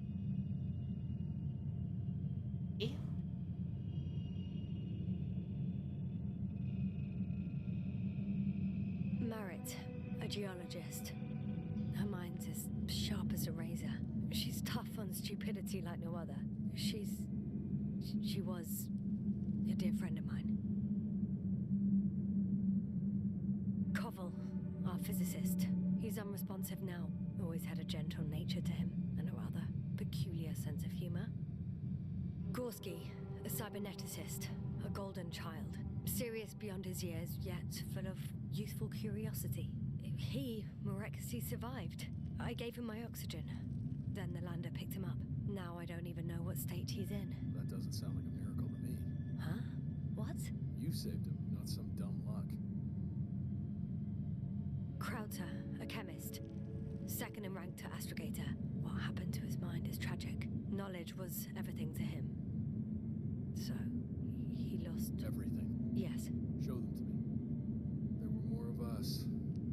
Much more. And a lot of us left for Condor were the survivors. Those who were unable to do anything, really. I stayed to see if anyone else survived. And so we wait. What a shame.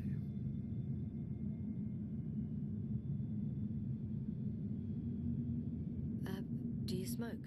I would if I hadn't run out.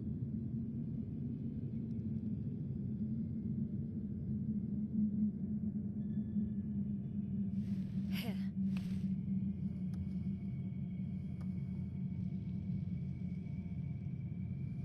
Good. Now we're best friends. He's an addict, so we're best friends. Now. Koval always smoked them.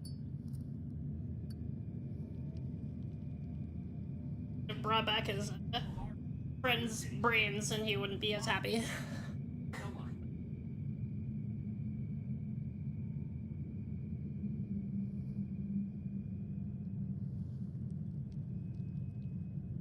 Fine.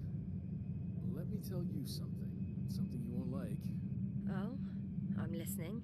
My blaster doesn't work. I destroyed its power supply myself. What? I don't want to kill anyone. Ever again. I mean, I already guessed that. Wait. I didn't guess you killed somebody. Sorry. You've killed before. This one time.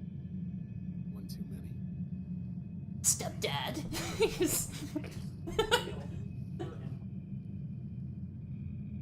It's not funny. When was the last time you had something to drink? The last time? I don't even remember. Thought so. It's water. Local, but treated.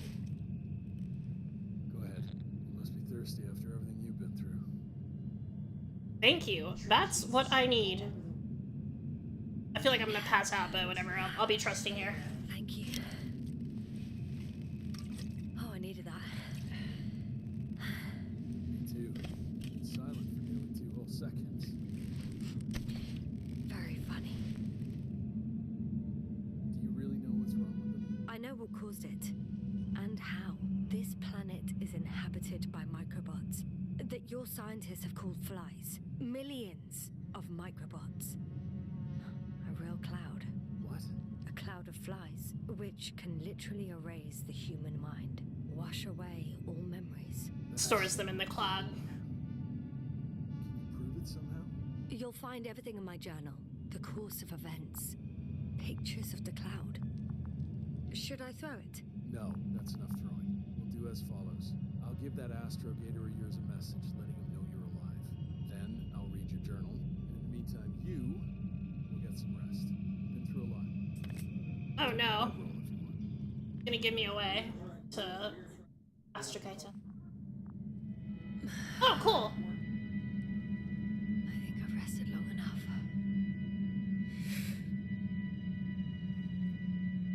Okay, so you can make this, like, it is a decision, yeah, choice driven. I didn't know that. Well, I think I knew that when if it was that important. Rahitra, you don't mind if I play with your probe? Well, no answer is also an answer. Wait. How much time passed? I was talking.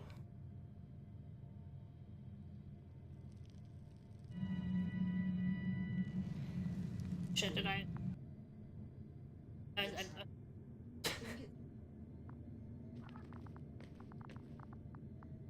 Oh no. Rahitra, are you sleeping? Oh no. I'll take that as a yes. Yeah, it's like...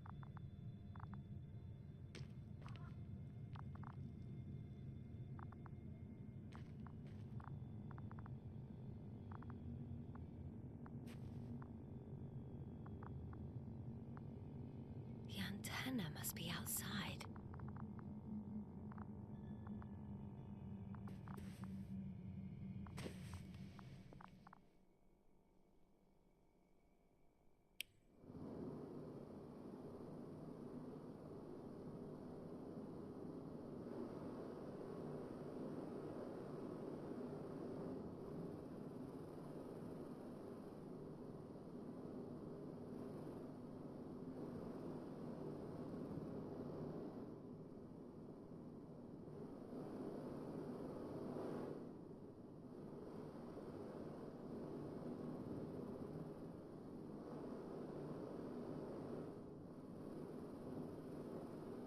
Have to go repair the antennas.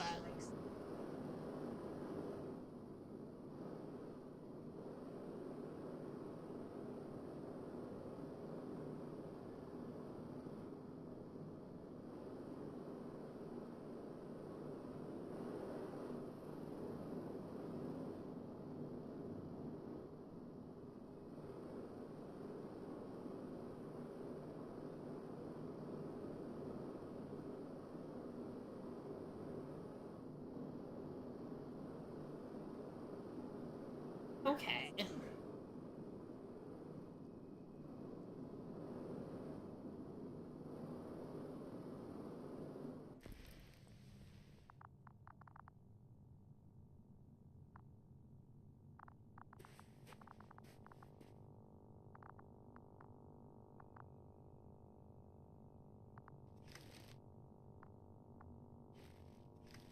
Oh, that's why he was expecting me.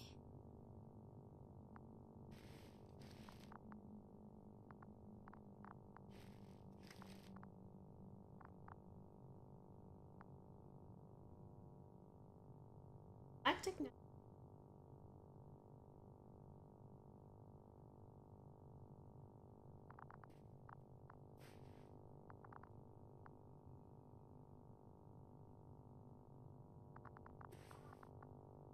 Sedative. Does he serve it to them in the food? Or does he take it himself? Out fucking cold. Pretty sure he takes. Thought he was dead.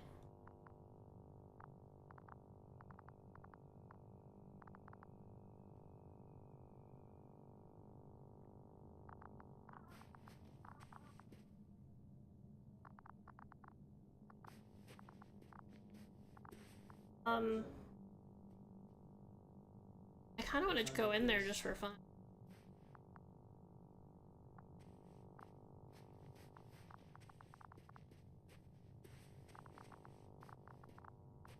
out of 10, too linear.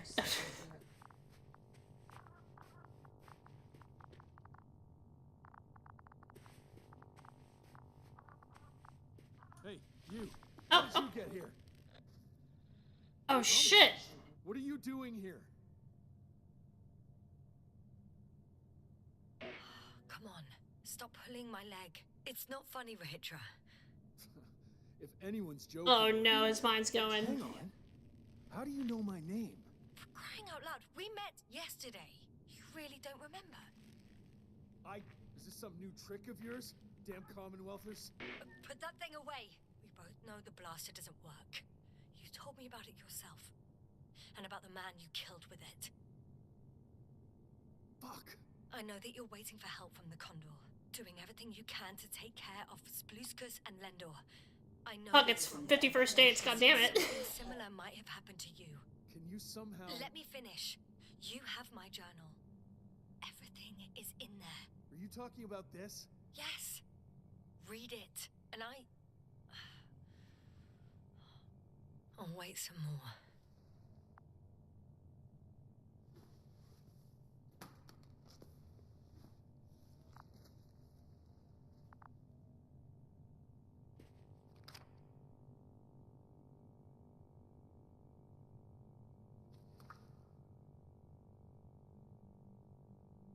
So, Does he read everything? I've read enough. Anything? Take it. Hey, it's going to be fine. We'll make it.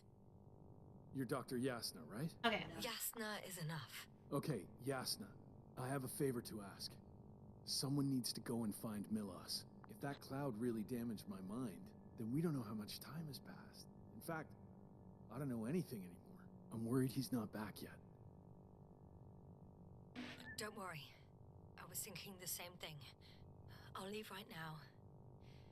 And you wait here with the guys. I'll tell him Novik, but I like this guy more than Novik. We must use another exit. A hidden one, so to speak. It's over here, behind me. Change factions.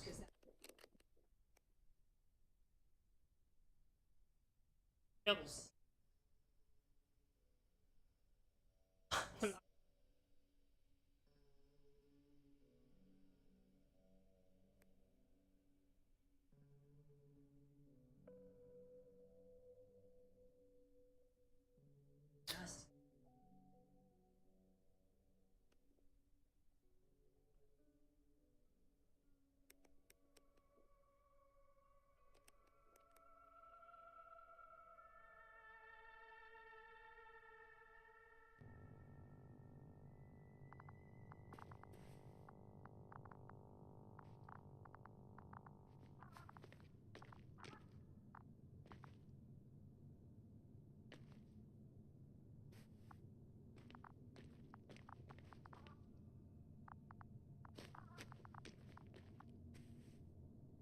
Not the same book. What's that book say?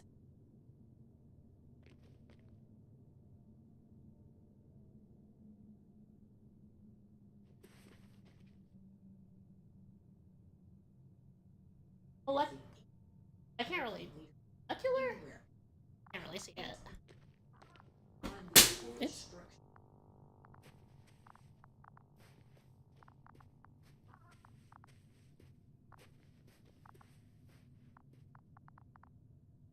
Supposed to leave, right?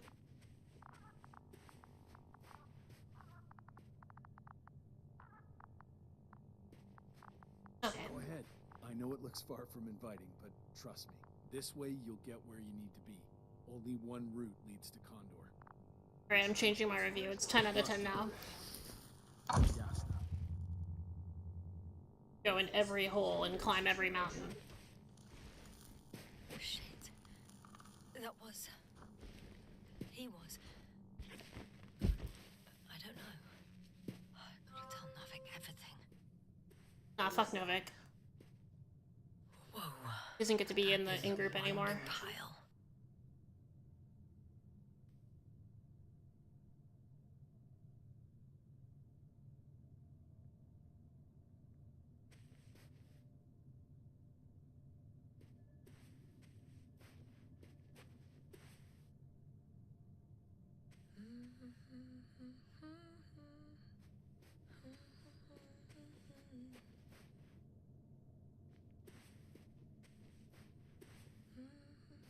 Oh fuck, 0 out of 10.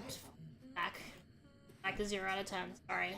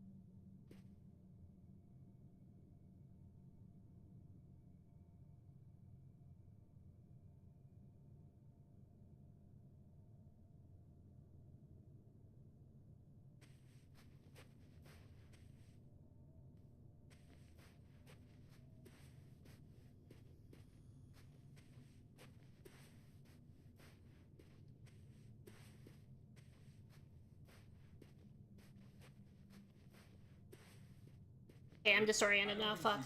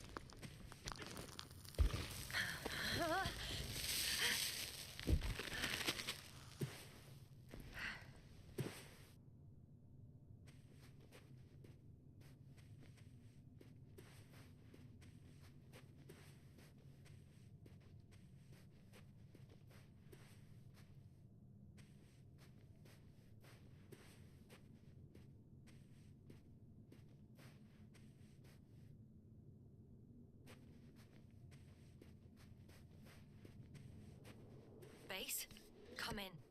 Yes. Good to hear from you. I admit that man's message fell short of reassuring. Have those reinforcements he spoke of arrived? I tried to intercept their response, to no avail.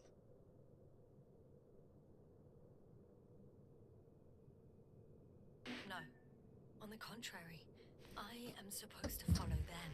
There's something off with those people, Astrogator. I mean, more than I expected. Are you talking about reinforcements, or have you met anyone else? There were 2 more men with him, completely wiped out. He has some brain damage.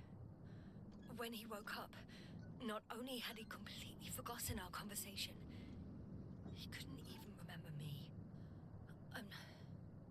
I'm not quite sure what's wrong with him, but he does everything he can to take good care of the other 2. I see. Oh, I haven't told you the most important thing. Condor's here. Condor? Yes. HQ messed everything up.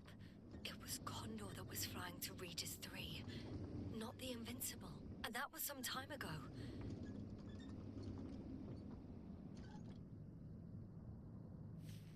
I'm following the transport that was headed there. We need to get to the bottom of this insane story. Excuse my blunt language, Yasna, but I'm gonna beat the living shit out of our spies. I'm counting on it, Astrogator.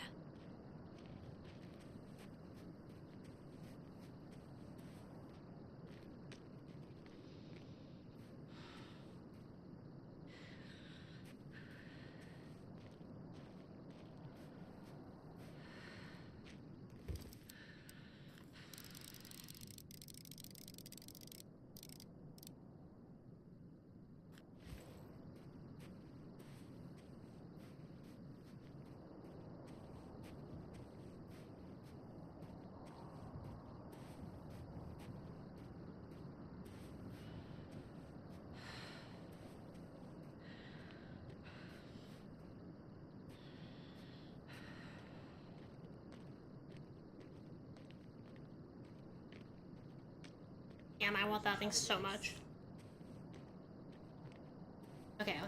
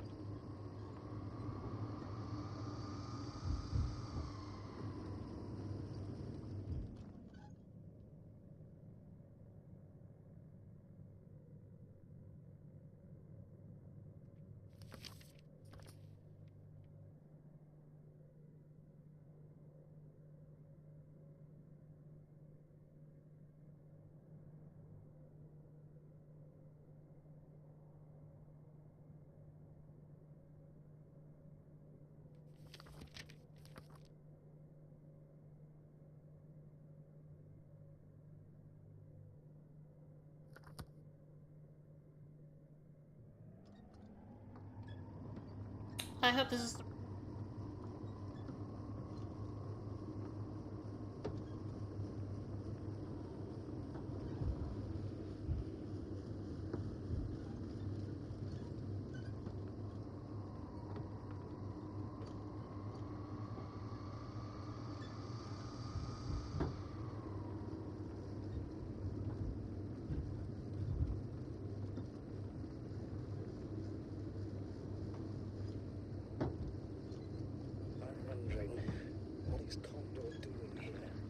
Rahitra claimed they stopped here because of some kind of breakdown. Nothing more. Do you believe him? Yes,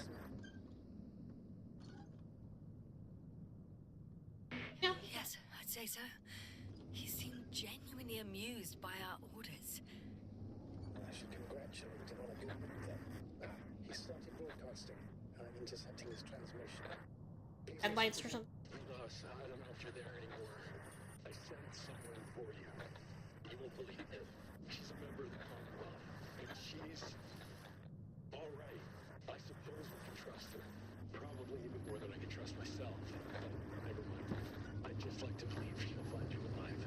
Over and out. Yes, given the circumstances, I wouldn't count on... I know. But I promised to do it, so I will. Besides, he'll only leave when he's certain that reinforcements won't arrive. And I don't want to be stuck in that cave with him forever.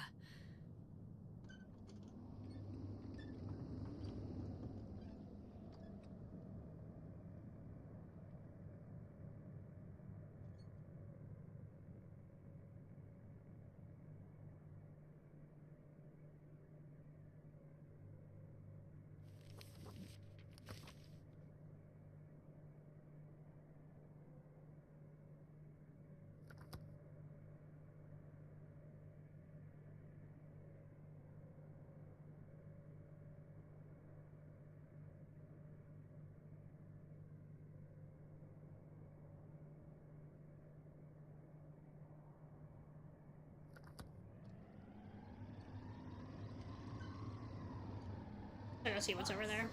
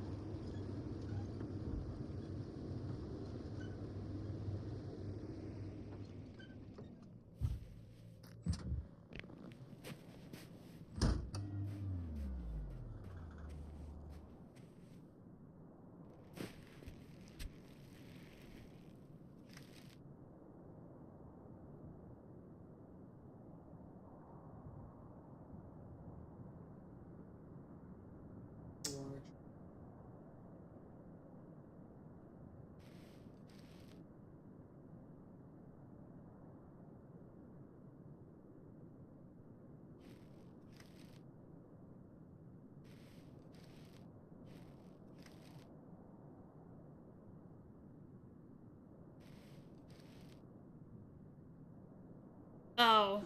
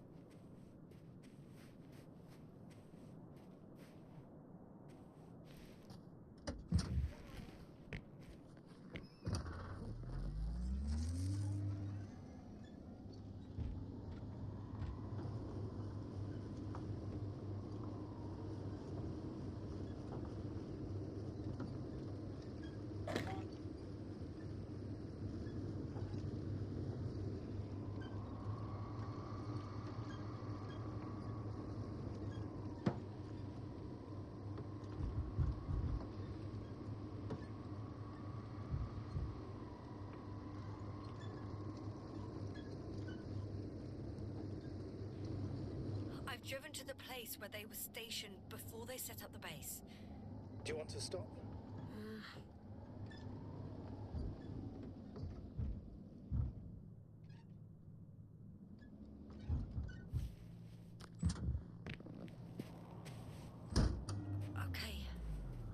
Maybe I'll find something worthwhile.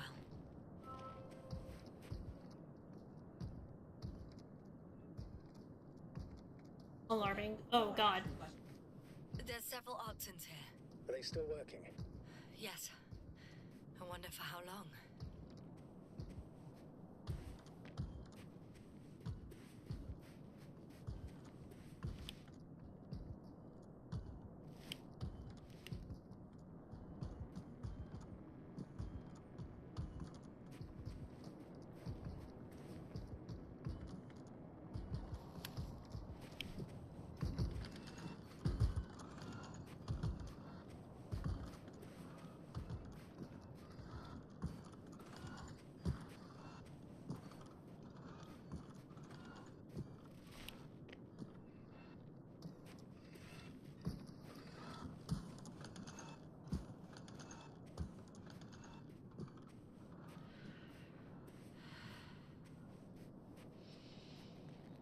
And nothing.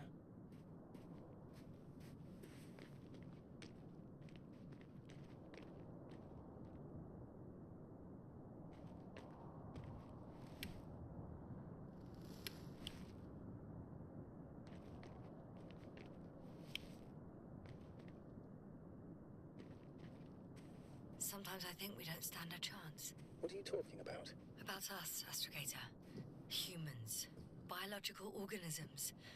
All this so-called life is so fragile compared to the lifelessness of machines. So you found more bodies? One. Is it Milos?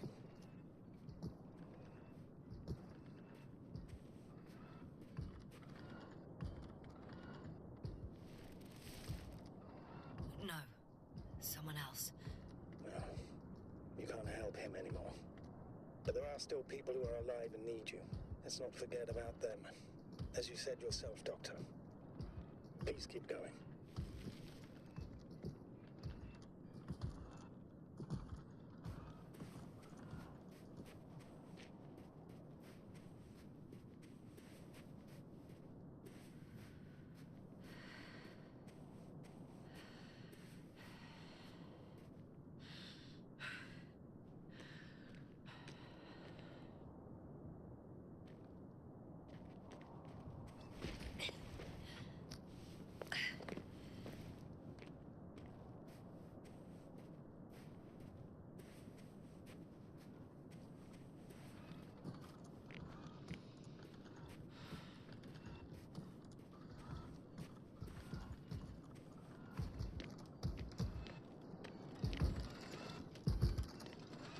Pardon me.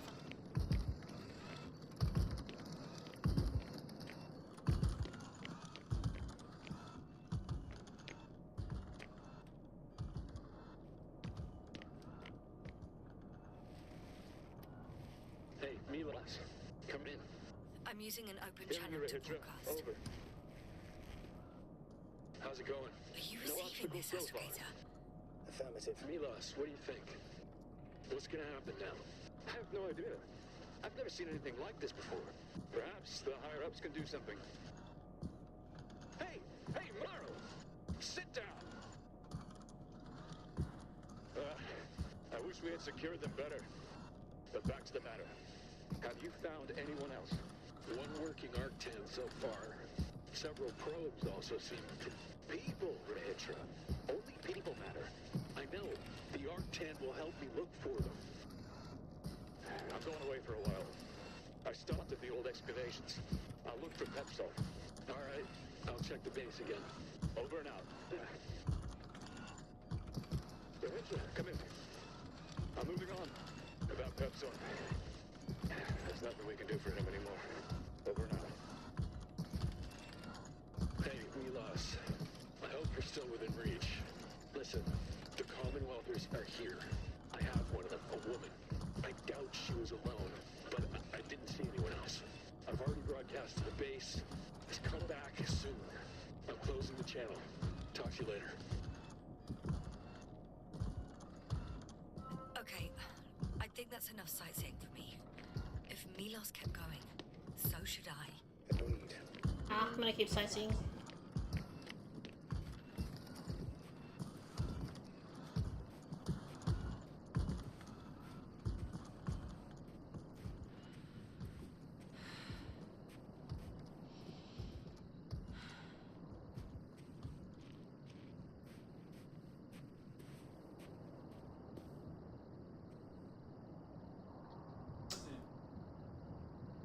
grab those. Aren't those cigarettes? Grab them for a break.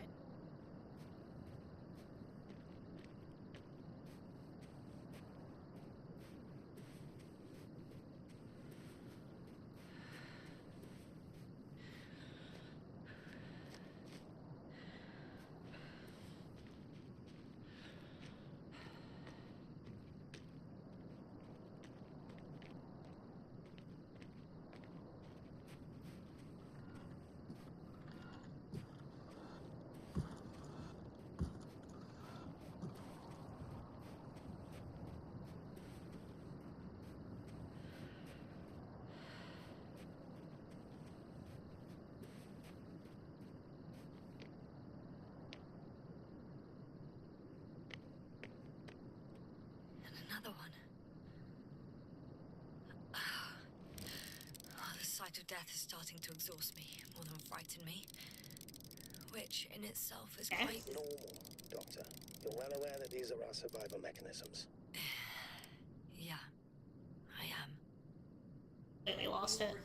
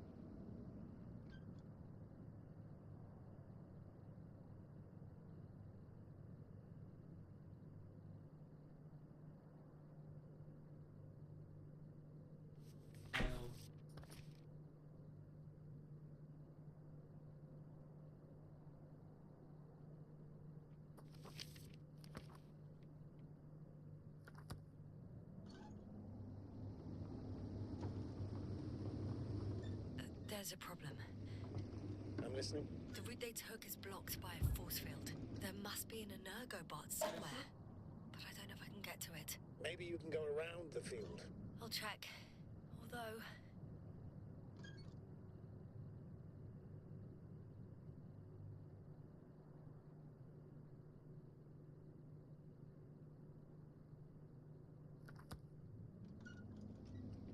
it's pretty narrow here. The route is blocked all the way across. Boulders are blocking the way, so even if I turn the force field off, we still can't proceed. Even if I find a way, I'll have to continue without the rover. Wouldn't make much sense. Please keep looking.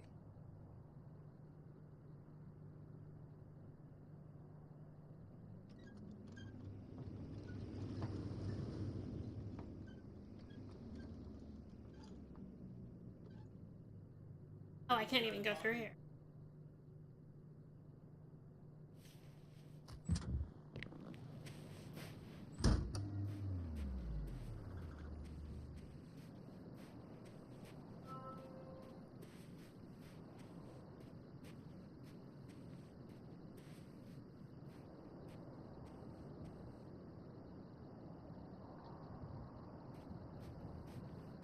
A transporter.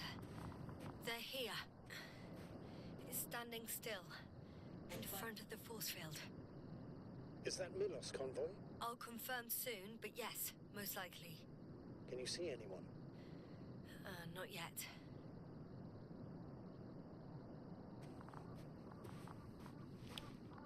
There's someone inside. More than one. Two. And they're all in the transporter? Ready yourself for the worst, Doctor. I am. Ready.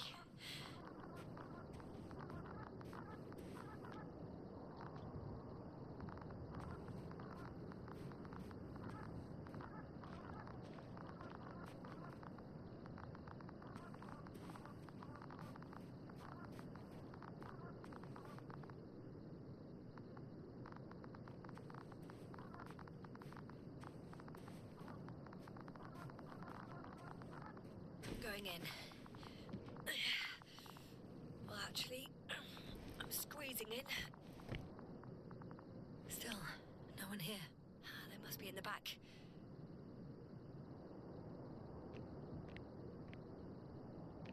Are you trying to turn the power on? Yeah, I probably should.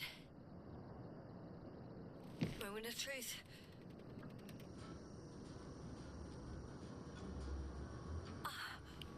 It's on. Did the door open?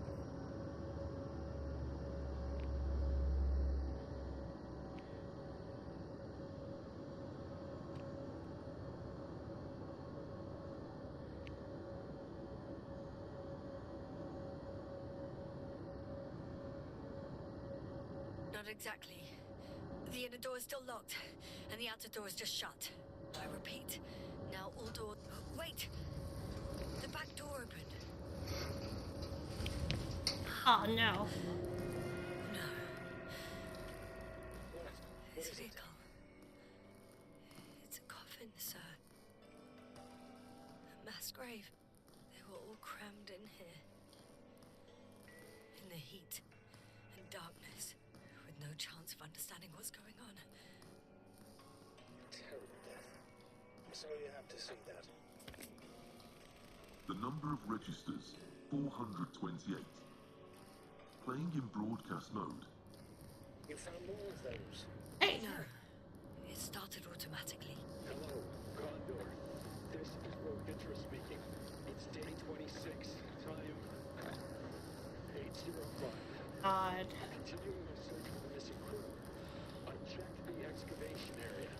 I've yet to find others. Come here as soon as possible. We need backup. Over and out. Hello, Condor. This is Rogue Intra speaking. It's day 26. Time is 8:05. Are you hearing this, still sir? searching for the missing crew. I've checked the excavation He's area. repeating himself. There was no one else. The recordings, they're slightly different. That he has memory loss, we already know. What strikes me, however, is this hell of it. This is your interest speaking. All these recordings have the same content. He's been here for far too long. Far too long not to receive help from Condor. I was looking for others, but Nobody will come. they were no longer there. I'm afraid there's not a soul here. On this damned planet, except for the three in the cave. Over and out. Hello, Condor. This is your interest speaking. Yes, it's our request. 26. Time. Let's get listening to the rest of the recordings. I've Can you returned stop them? from No the way. excavation site. I'm not going back I there. was looking for others, but Well, let's they were change no the longer channel. there. One more I'll channel. continue my search. We're waiting All right. for your Talk to you in a second. come back. Ah, much better. Agreed.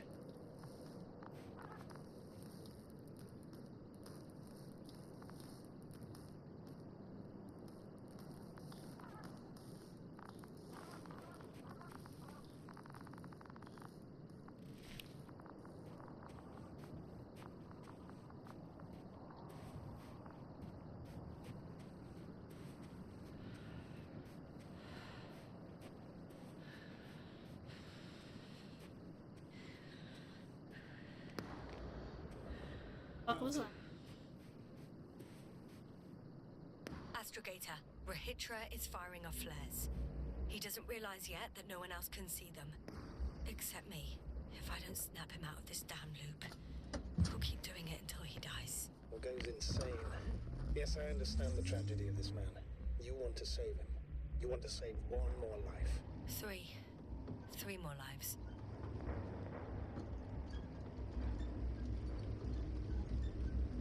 Sounds like he's gonna try to convince me not to do it. It seemed like there's a but on the end of that somewhere.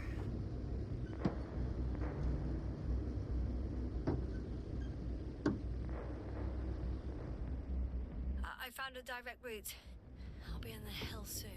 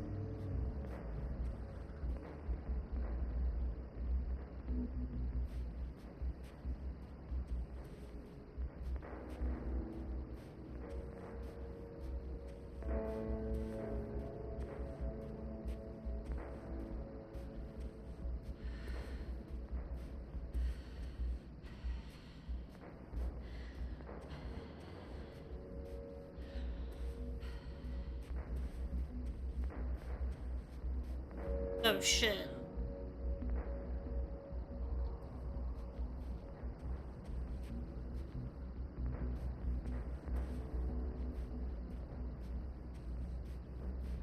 Wait, am I going the wrong way?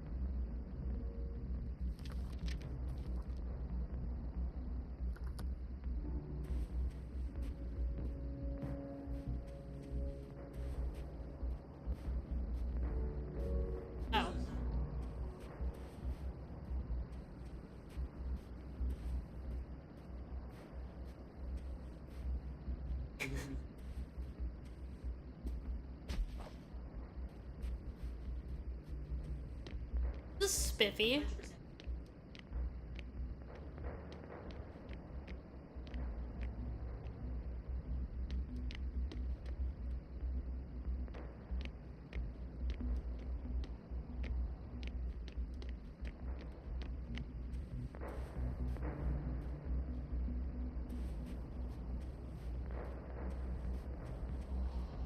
I feel like they're gonna like wake back me.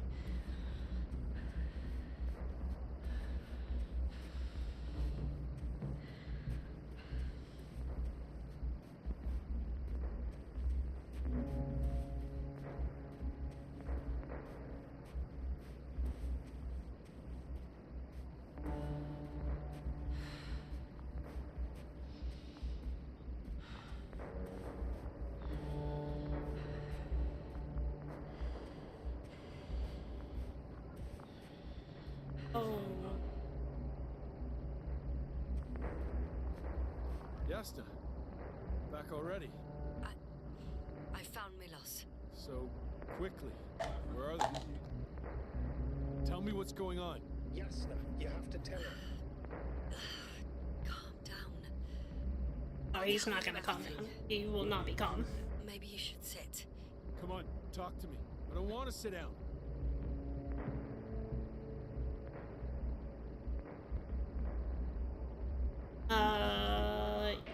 The cloud got to them.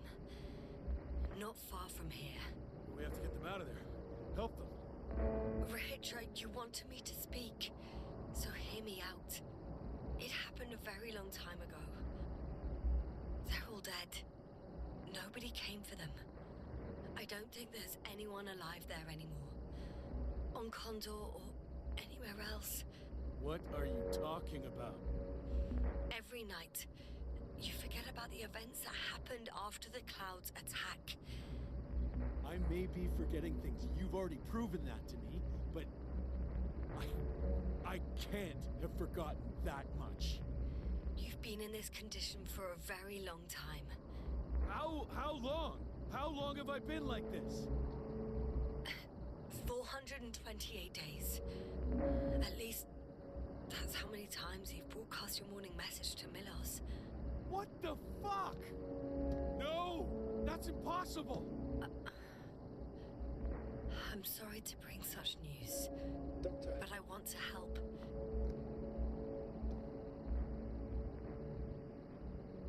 You don't have to wait any longer. Hate to interrupt, but we have a problem. The cloud is coming. Right now? Yes. It's closing in on you. Hurry us.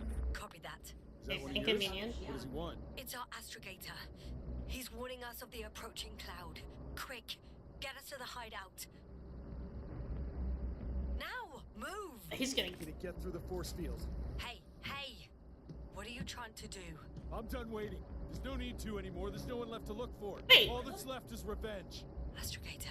What? I think he wants to fight. Can't you stop him somehow? He'll cause trouble for both of you. I don't think so. He's already opened the field. I see. If you can't beat him, join him. You have a much better chance of survival if you stick together. Hey, Yasna! Okay. What's this? You familiar with the energy transformation of Dirac emitters? Thought so. The emitter's energy system isn't Here, that complicated. take it. You can help. By shooting. I'll take care of maintaining the force field. When you aim, wait for the green light. Then you can take the shot. The device is connected to 3 combat machines. Okay. This sounds simple.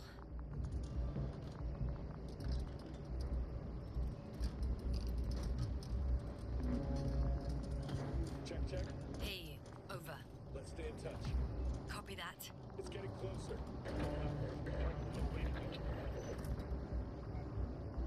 I don't see it. Soon it'll be within range of the guns. It's coming from the east, over the hill.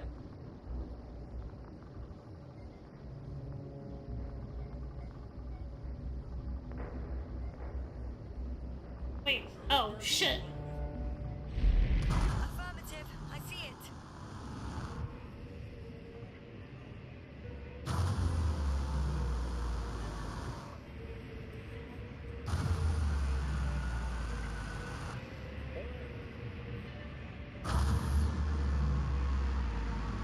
Jesus. Okay, I feel like I'm doing nothing over here.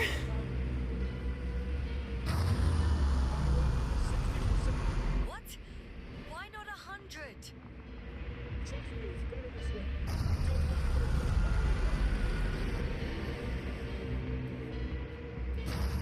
Damned flies.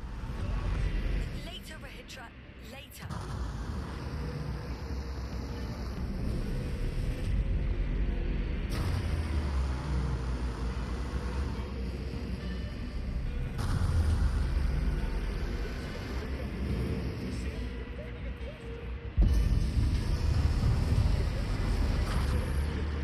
Oh shit, shit, shit, shit, shit, shit.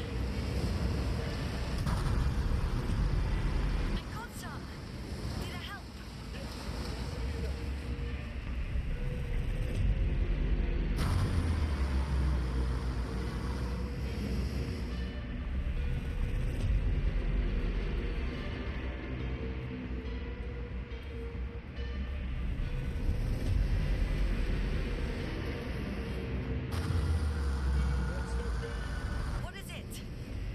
What should I do? Come on! Tell me where to shoot!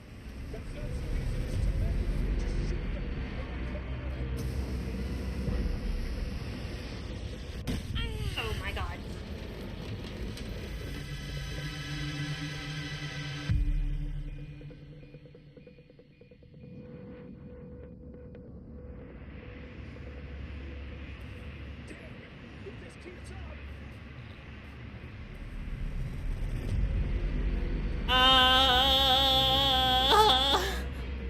Don't you give up now! You wanted this fight, so fight! Yeah, I guess we're in it now.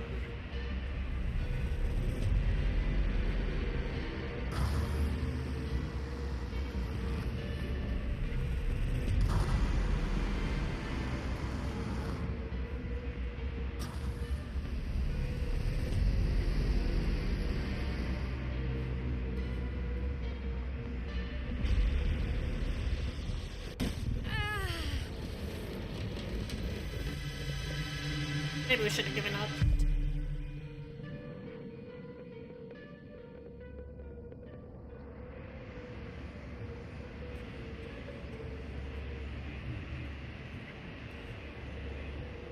The field keeps shrinking. Do something about it, will you? Rahitra? Rahitra, are you there?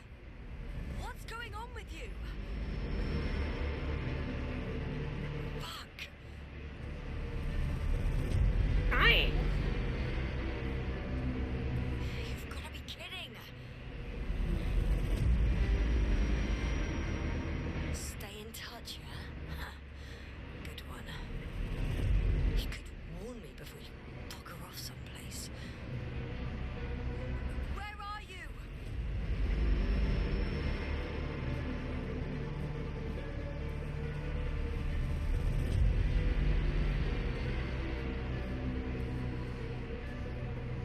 Going to the ship. Taking the ship out of here. Ah!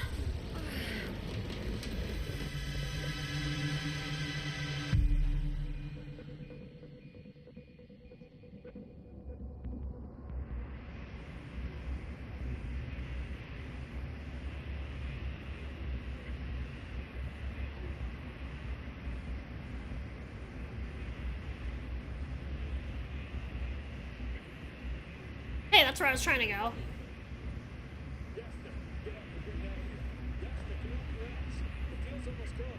Where the hell have you been?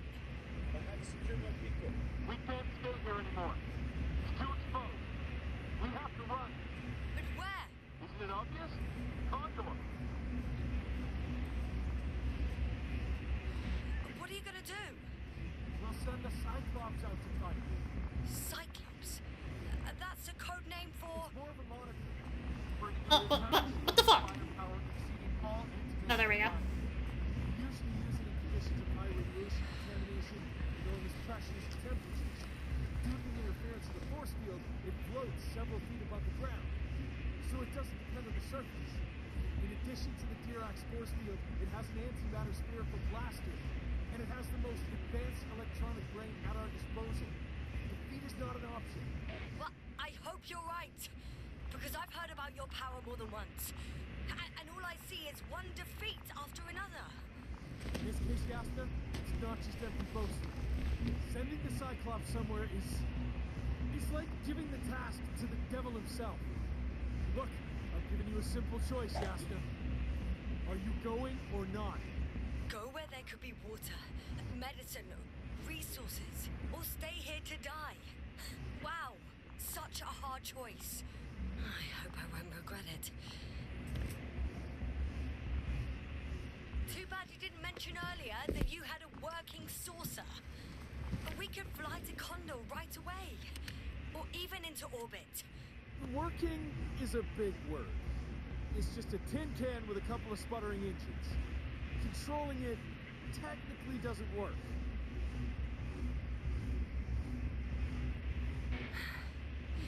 Somehow it does not surprise me. Let's fly. Just a minute. I'm waiting for the force field to shut down, which should be soon. Oh god. Oh my god. Oh, okay. It's okay. You couldn't render it.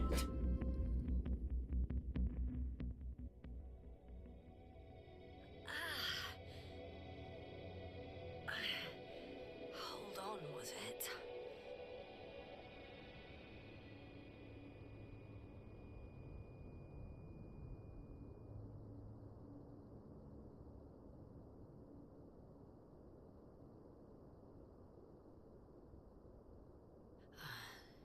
He's not here. Rehitra, he took his men to the ship. They're inside now. You had rather a hard landing. How do you know all this? Well, I heard him talking to them. To you. Didn't he notice I wasn't responding? Yes, he did. He said he'd be back.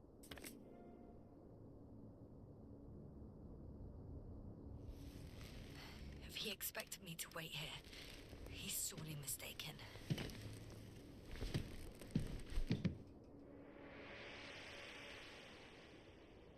Wow. It's impressive. The Condor? Yes. It looked majestic in the pictures. In real life, too.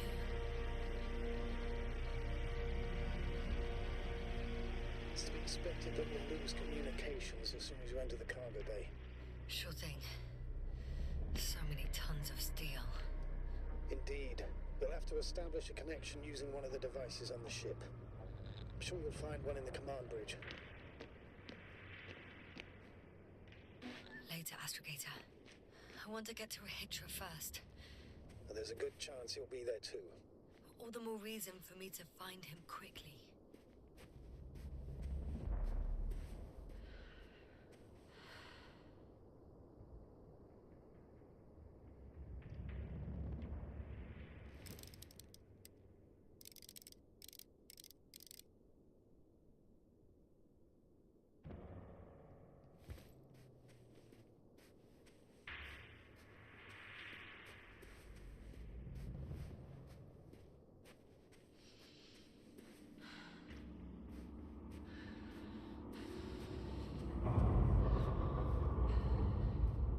Oh my god. So that's their marvel of military technology. Rehitra wastes no time. Is it attacking already? For now, he's only released the Cyclops, as they call it. The hell is he thinking? It's floating majestically, 3 meters above the ground. Ah, what does it look like? Must admit that I haven't seen any Jellyfish. pictures of the Cyclops. The Alliance tried to keep its existence a secret, so there are a lot of unsubstantiated legends about it. For a machine of destruction. Quite inconspicuous, I'd say.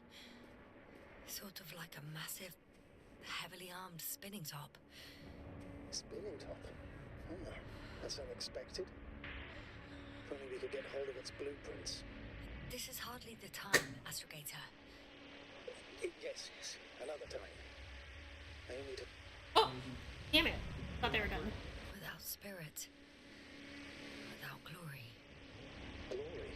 I'm thinking out loud. This cruiser of theirs seems so powerful. Worthy of the mightiest space conquerors.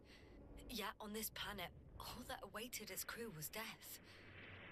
Not glory.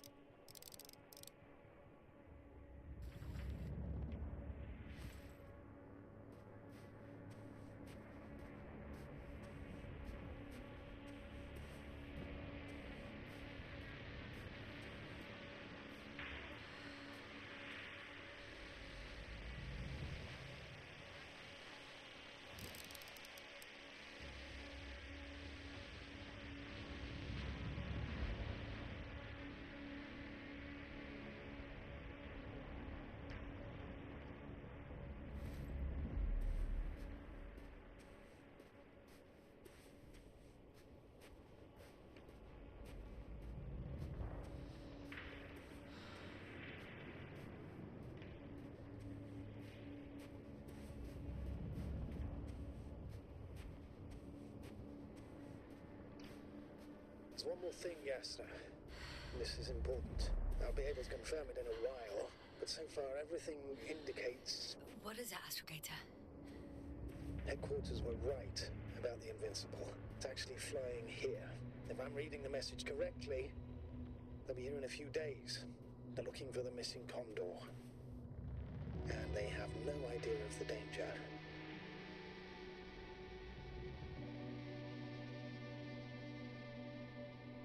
So Rahitra will finally get help. He should be happy. All in all, I'm happy about that too. I'd never thought, but yes, me too.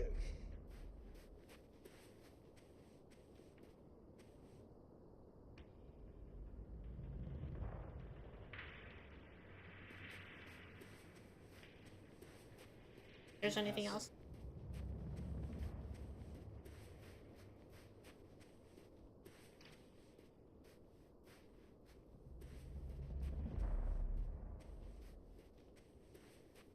Oh wait.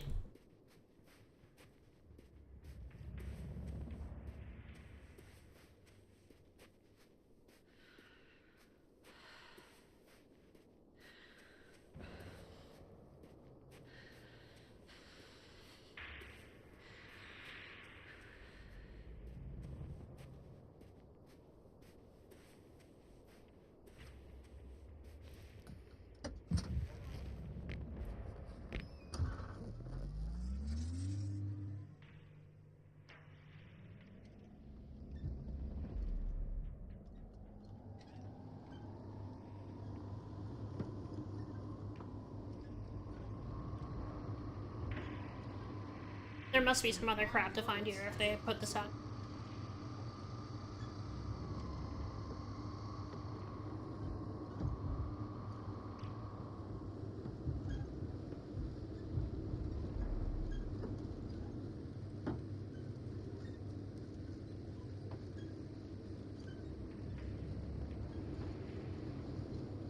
That or I'm just getting ahead of myself and I have to go drive around later. Yeah, I'm just gonna go in, fuck it.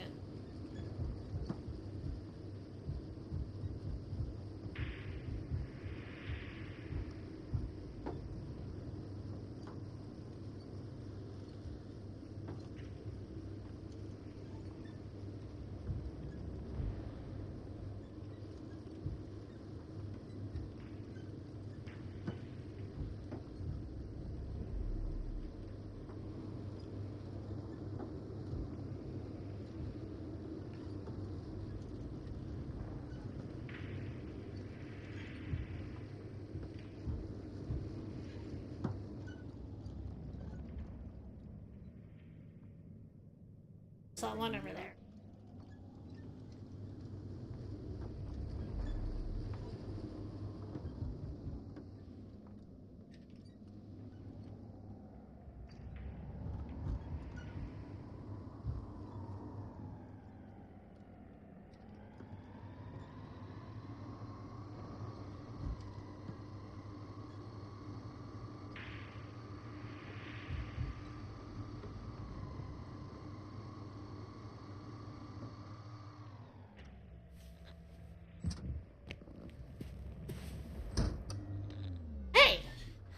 moving. I'll talk to you soon, Astrogator. Stay in touch, Yasna.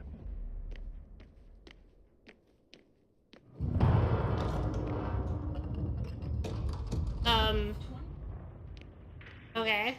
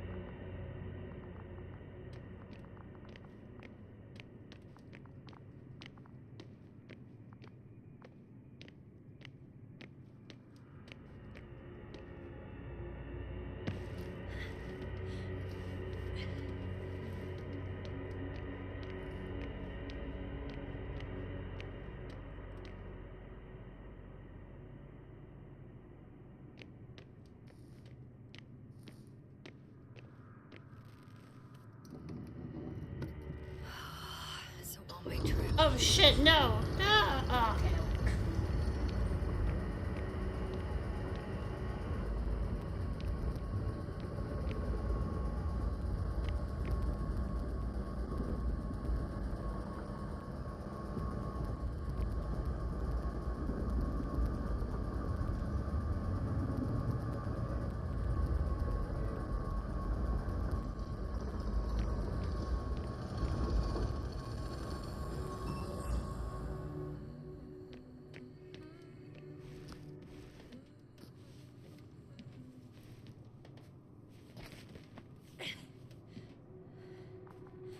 Ah, oh my god.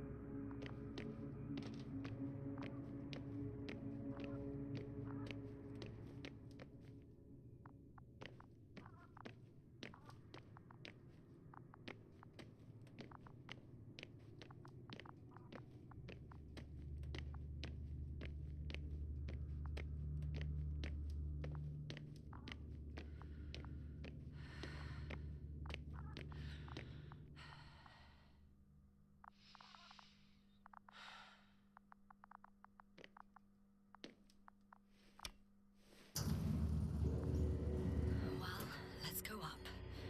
Next stop, Rahitra.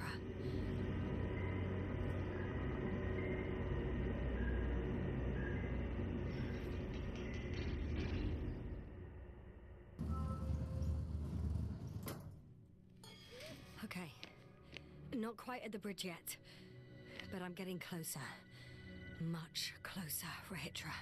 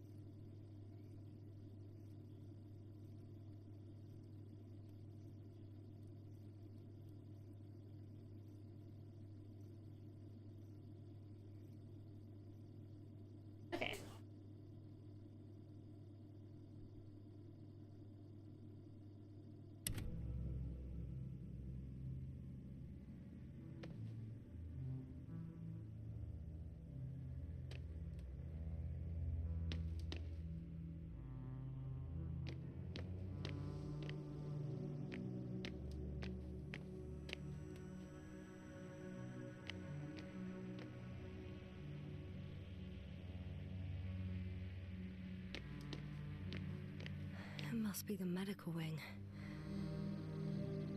Surprisingly, everything's still running. Was Rahitra here?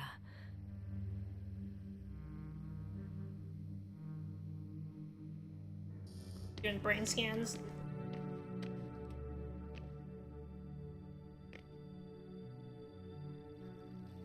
Different sections. Different elevator cards?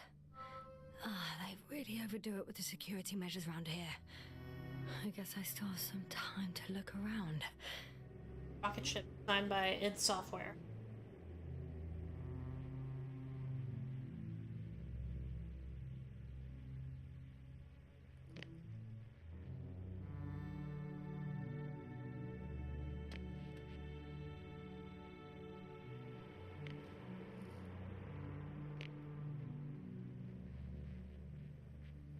Leonard Hofstadter.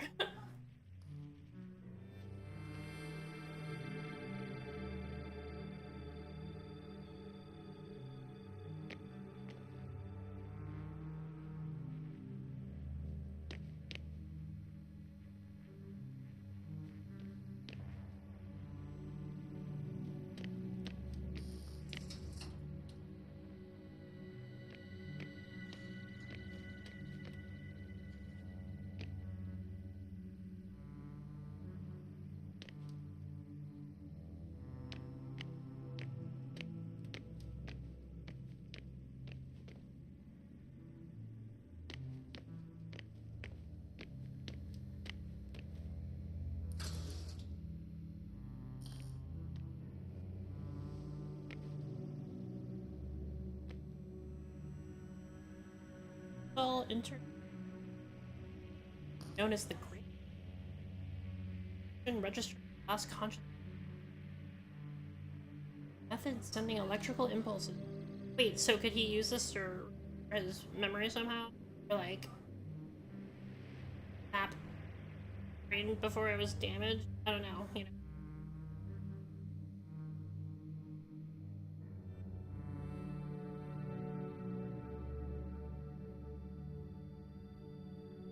He has to cleanse the skin on a deceased form.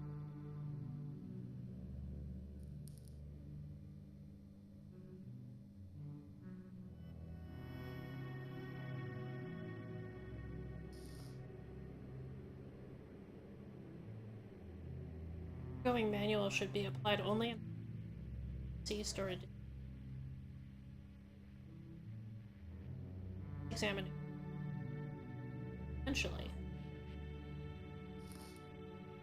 But could you do it on... Wait.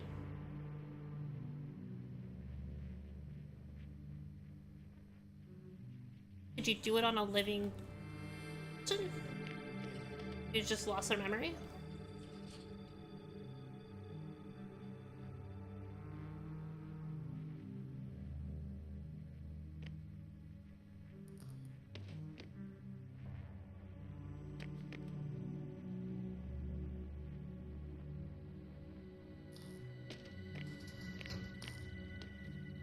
Cozy?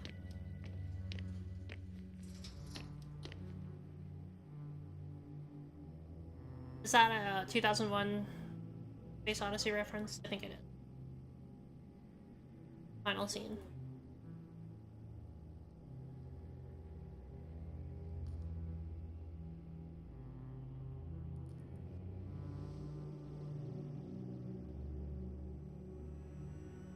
Oh, hey!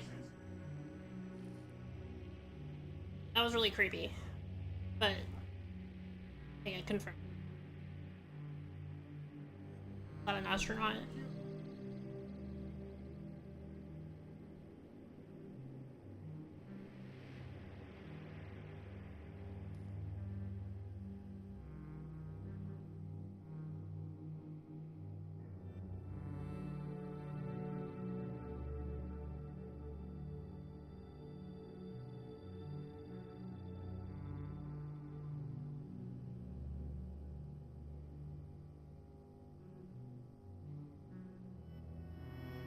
I feel like an idiot.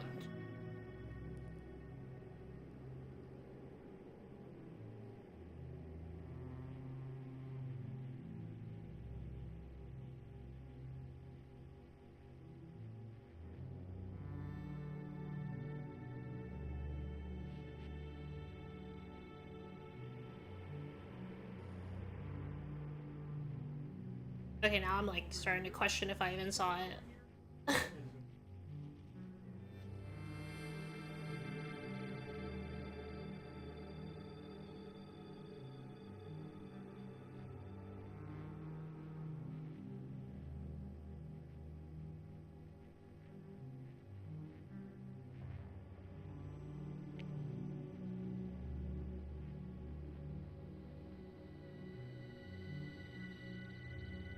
I knew it! Maybe.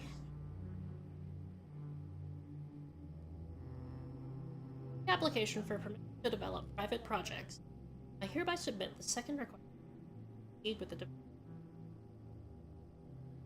Optone. I would like to challenge the opinion of a higher-up engineer. Ideas, functionality. Created a prototype of the Optone as evidence of its feasibility. I wish to reiterate the firmly believe that the decisions of the fantasy writer working under the LEM executed.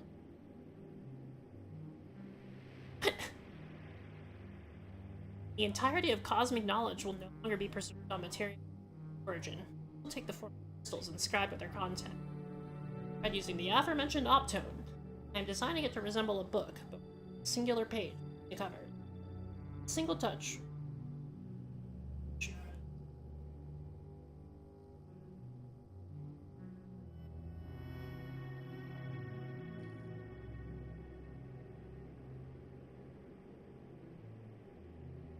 Okay, this isn't Paul related.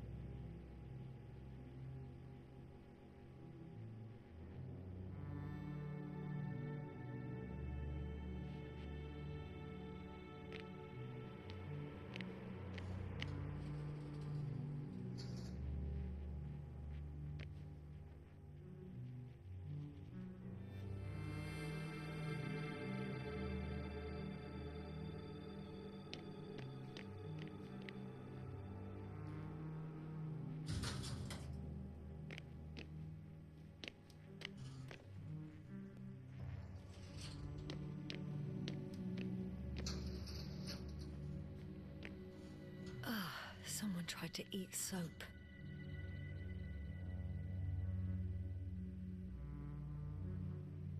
Up.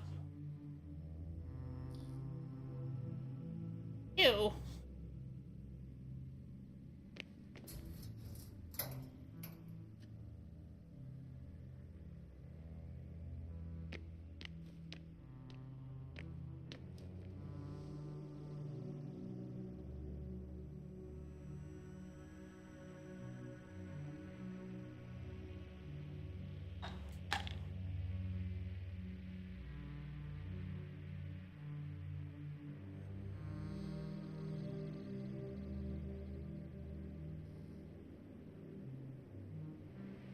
How would they be writing? Okay, let's.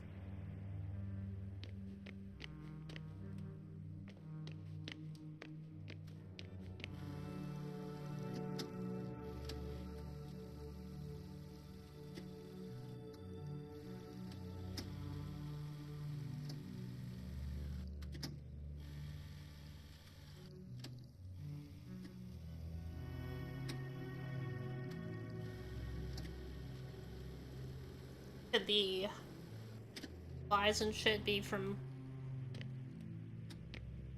Reddit here? Reading into that.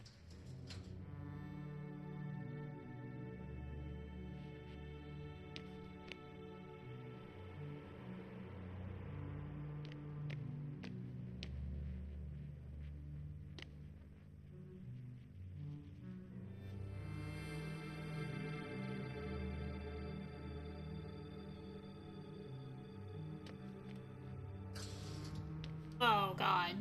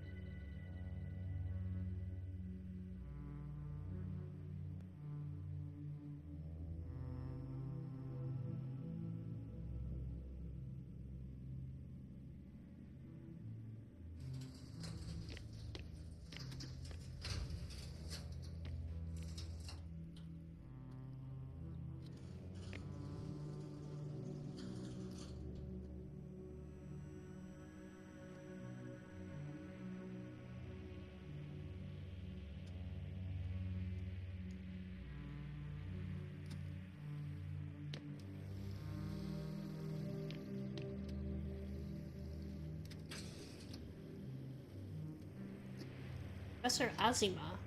Azima? Found outside the base. Symptoms: lack of awareness. I can eat. Pause.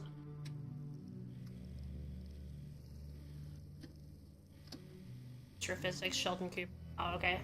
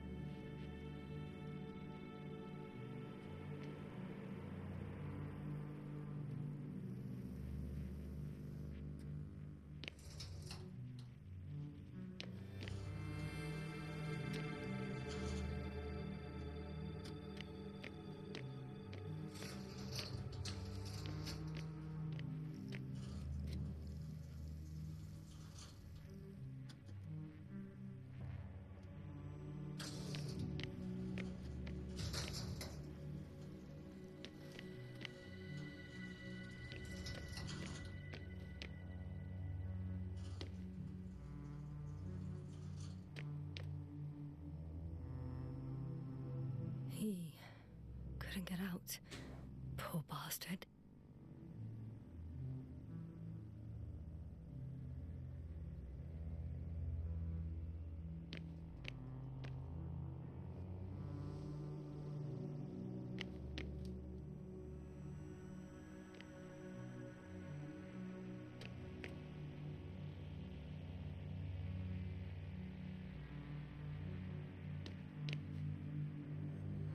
Rachel must have given them something to calm them down, as he did in the hideout.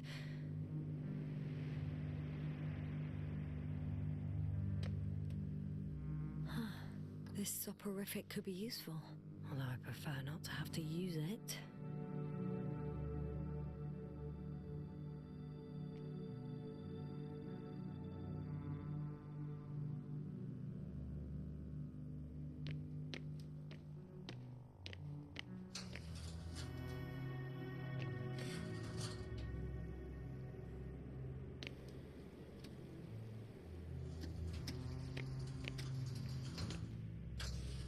Okay.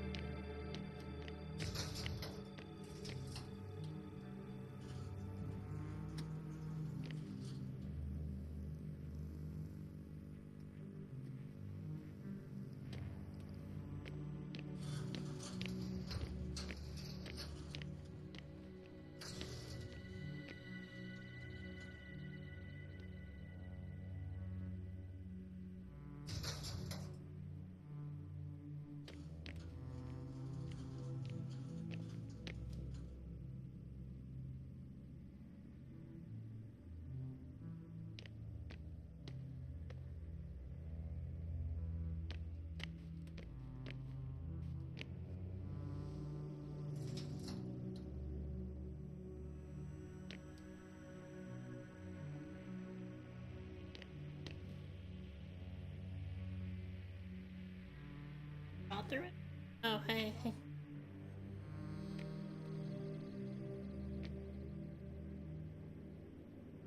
What? Not everything.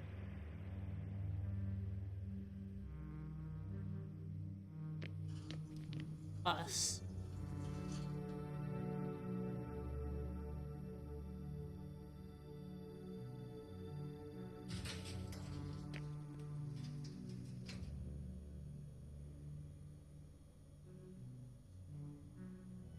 Give admission. Organ function. I need to sort. Dyspnoid. Accelerated ECG. Interview. The patient has been and astrophysics. 3 weeks into, formulated a theory of a white hole. A white hole expelled, absorbed by a black hole. White hole and black hole move closer to each other. A tunnel may appear between them.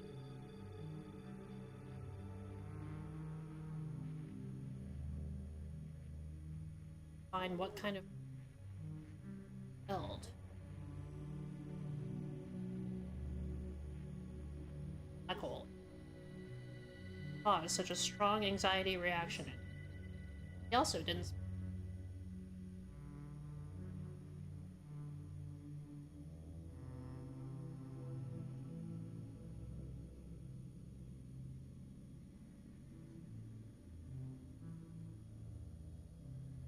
A monthly hibernation. I hope that's not the guy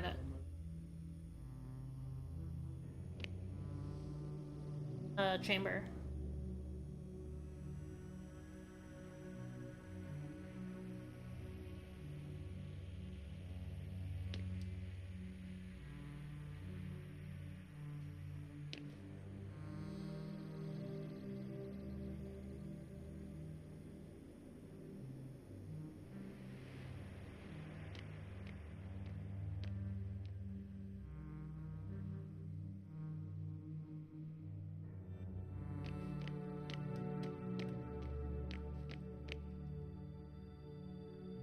Action against the flies. Chemical methods. Data can be given to the crew before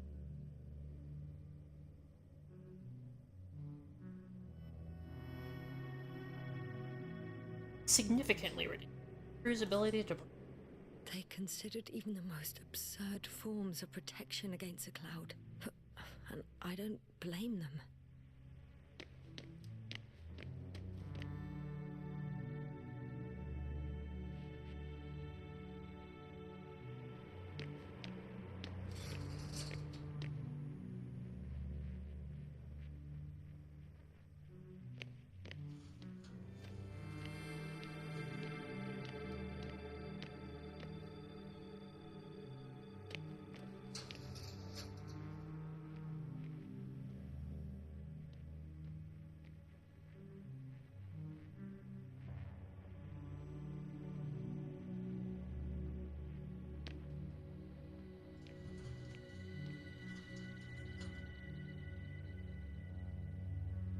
According to the last field report, just before we... One case thus far, despite meeting the cloud, cognitively full. Assumed that upon the cloud, probably because of stress, he fell into a natural stupor. Temporary deprivation of brain activity. It is likely that the cloud then took him for individual, permanently classified him as harmless. It's only a guesswork hypothesis. Crossed out, have nothing. He lack data. Huh. Is that why the flies didn't wipe out all of my memory? Because I fell into a natural stupor. It makes some sense, I guess.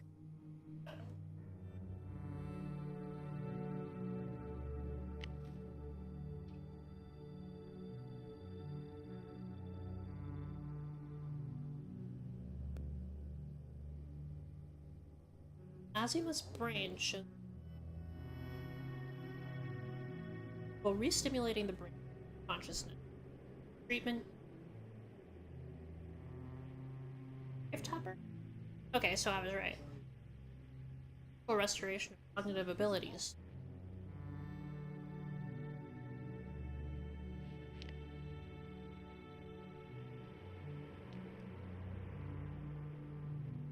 Electric camouflage. Wiped out. According to the latest report, flies are no longer interested in their victims. Conclusion, we need to hide the activity of a healthy brain. Cap of invisibility. Mesh under the hair, they're like literal tinfoil hat.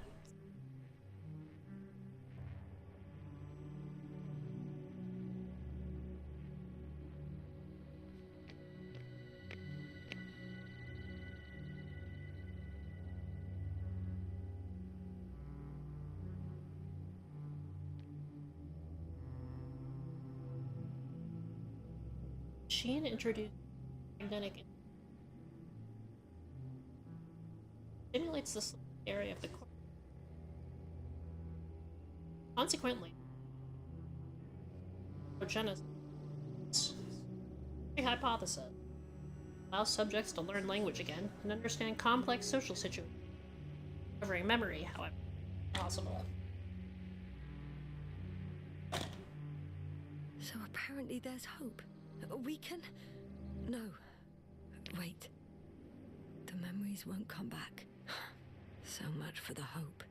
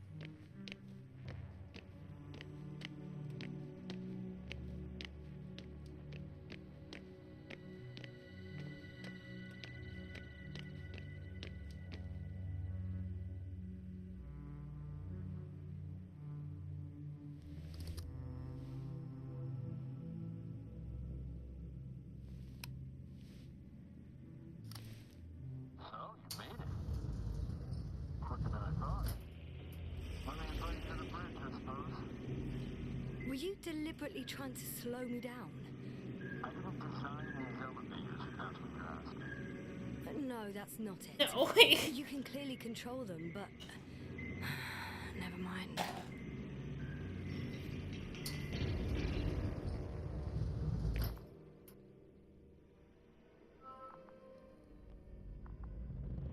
Dirac field. Ready to activate. Spherical thrower. Anti-protons. Oh, it'll be hell. Force field interference. Stable. 5 meters above the ground. Now the electro brain. Autonome program. Loaded.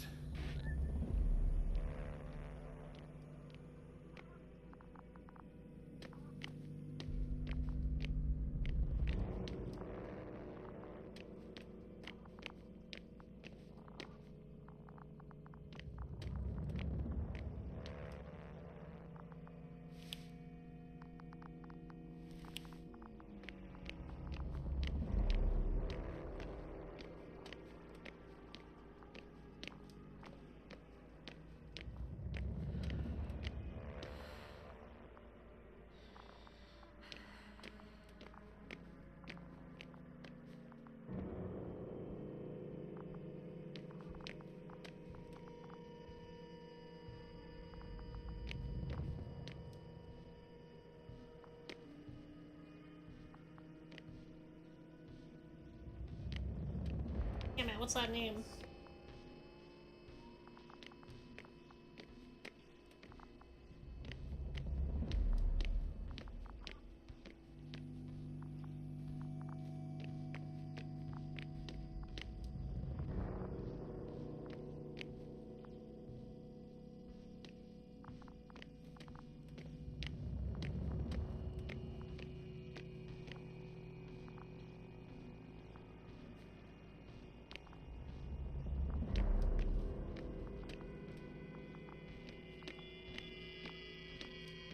Okay.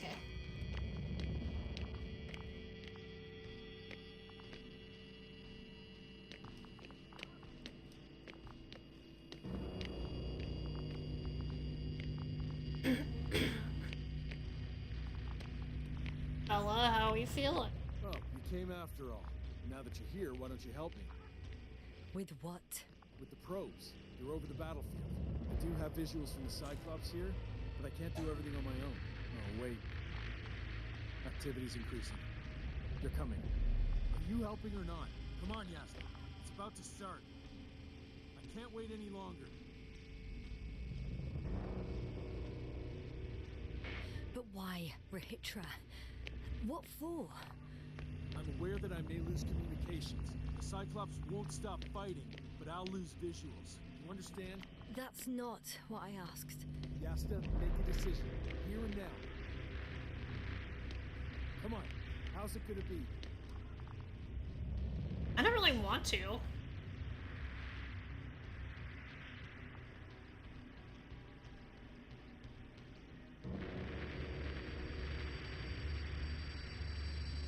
Like, I just kind of don't want to kill the things.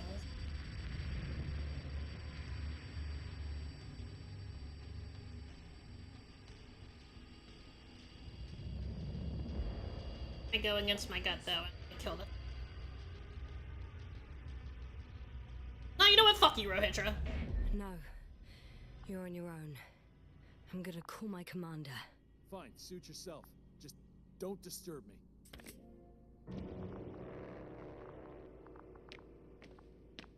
Where can I find... You can handle it. Feel a little bad.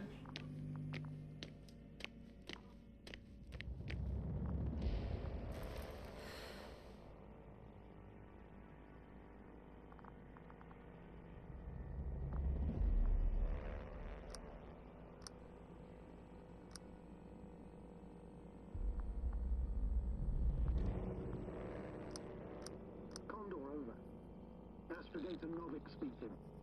The IC Dragonfly Unit Commander. Condor, are you there? I see you're picking up the signal. It's me. I'm reporting from the bridge. Good job. They're gonna fight soon. Already? Yes, already. Didn't you... No, Astrogator. Believe me.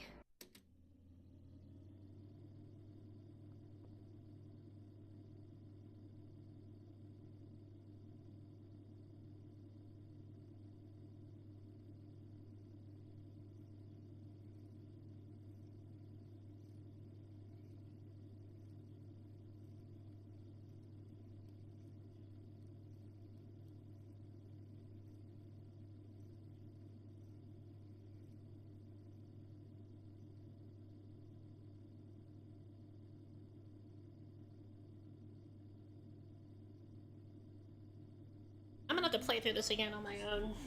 See if there's like different, like how things go differently. I always say that, but I never replay.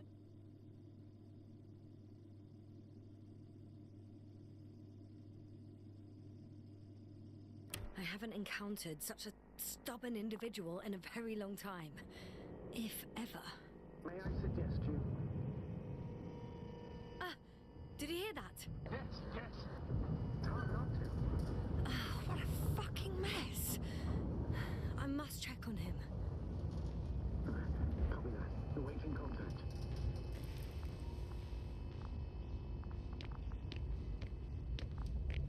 If he's gone again, okay. Rahitra? What's going on? I don't understand. Didn't work. It was going so well. Yep. Is it over now? The field held? It got so many of them. It's gone completely mad. Yeah. Now it's wandering around aimlessly. Sounds familiar. Oh, the Cyclops turned on him. They look enraged. Yeah, fuck you, Ro. Yeah, pissed off like hell. Listen, I connected with my astrogator. We need to talk about what's next. I won't leave it like this. I guarantee you. Rahitra, your men are on their way here. On the Invincible. I've heard that before. Turns out it was true all along. They're flying here. Do you hear me? We'll sort everything out. So, Horde-Pack is flying here with company? What and all? And when will they arrive, if I may ask?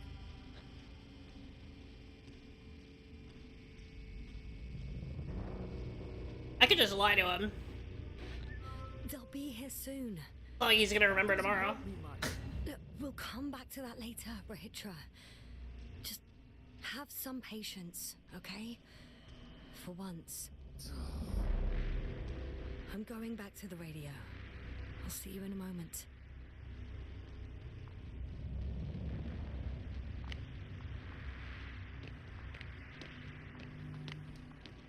Wait, I should give him the fucking injection.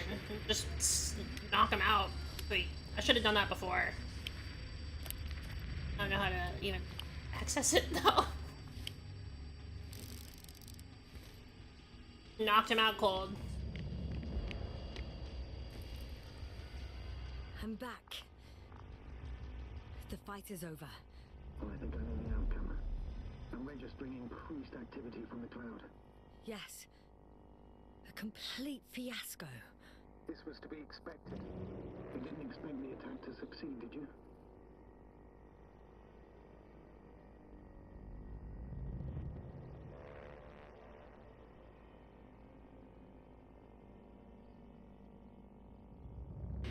Did you get confirmation of the Invincible's arrival?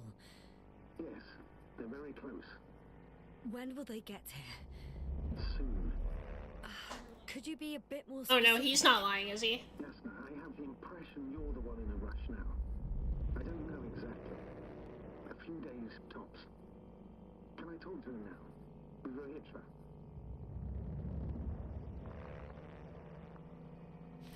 Okay. I'm switching you to the bridge. He should be able to hear you now. Hello, Condor. This is Astrogator Novik, commander of the IC Dragonfly. Ah, fuck! I repeat. Oh, wait. This is Astrogator Novik to the crew of the USCA Condor cruiser. Please come in. Could you stop with all these? Rohitra, Engineer Rohitra. Among our crew, I'm the last man standing, so to speak, which I guess makes me commander. Who would have thought? In that case, I'm making an official request to join our forces. To prevent the danger that threatens both sides. Oh, enough, Novik. That's enough. I agree, officially, and all that jazz. We're already taking steps to eliminate the threat. No. So far, however, your crew has not been cooperative. Anyway, we stopped playing defense and took the fight to them. The Cloud suffered significant losses. As a counterattack, though, it disrupted our communications. That's why we need to change tactics. To be honest, I don't see how changing tactics in this situation would make any difference. I strongly disagree, Novik. All it takes is the right tool. Meaning what exactly?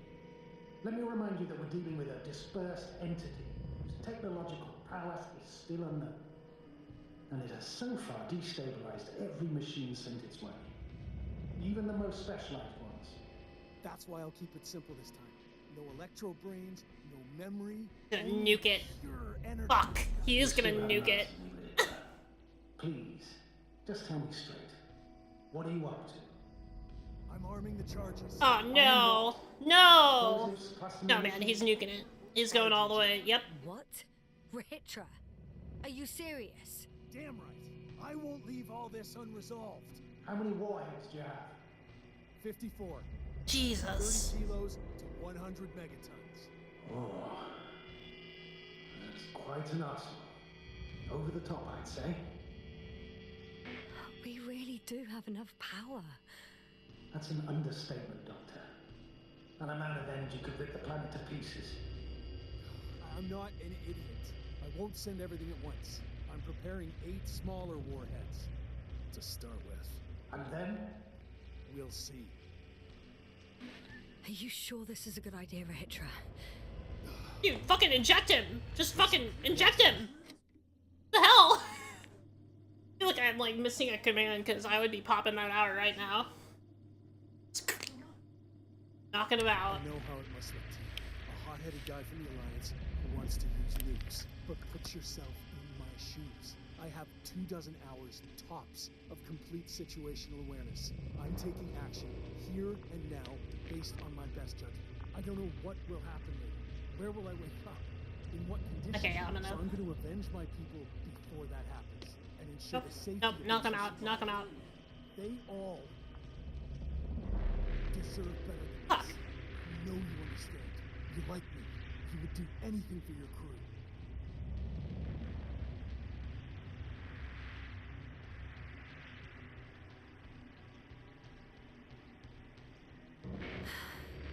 I understand how you feel. But you can't I'm an approach ass. this No, problem in he's terms of beyond revenge. reason. We are dealing with creations. Only not strong drugs, straight to the evolution. neck. Dead evolution. And probably non-sentient ones. Taking revenge on the cloud is like... Whipping the ocean for sinking a ship? Exactly. Like Xerxes. We won't gain anything from a mindless attack. On the other hand, knowledge about these creations may turn out to be crucial in helping their victims.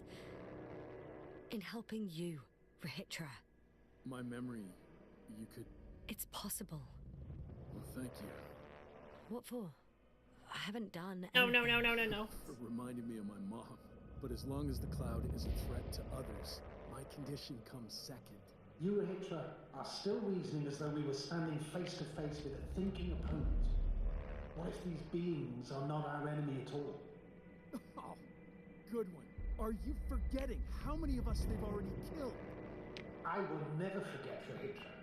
Still, I can't help feeling that they operate without any strategic plan. We attack from one incident to another. They're non-sentient, as the doctor put it. So what, they're stupid? And that's why they can't be hostile? It's absolute nonsense. Well, it could be. Yasna, what do you think?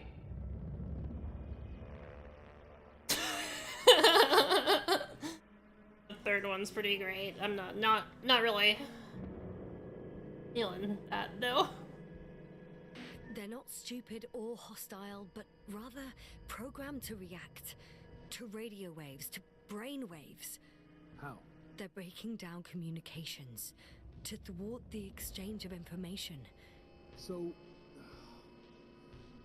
they see no difference between a man and a machine? They take our brains for transmitters.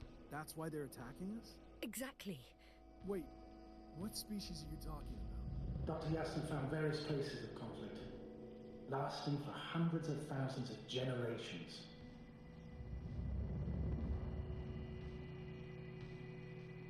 I don't know what to say here.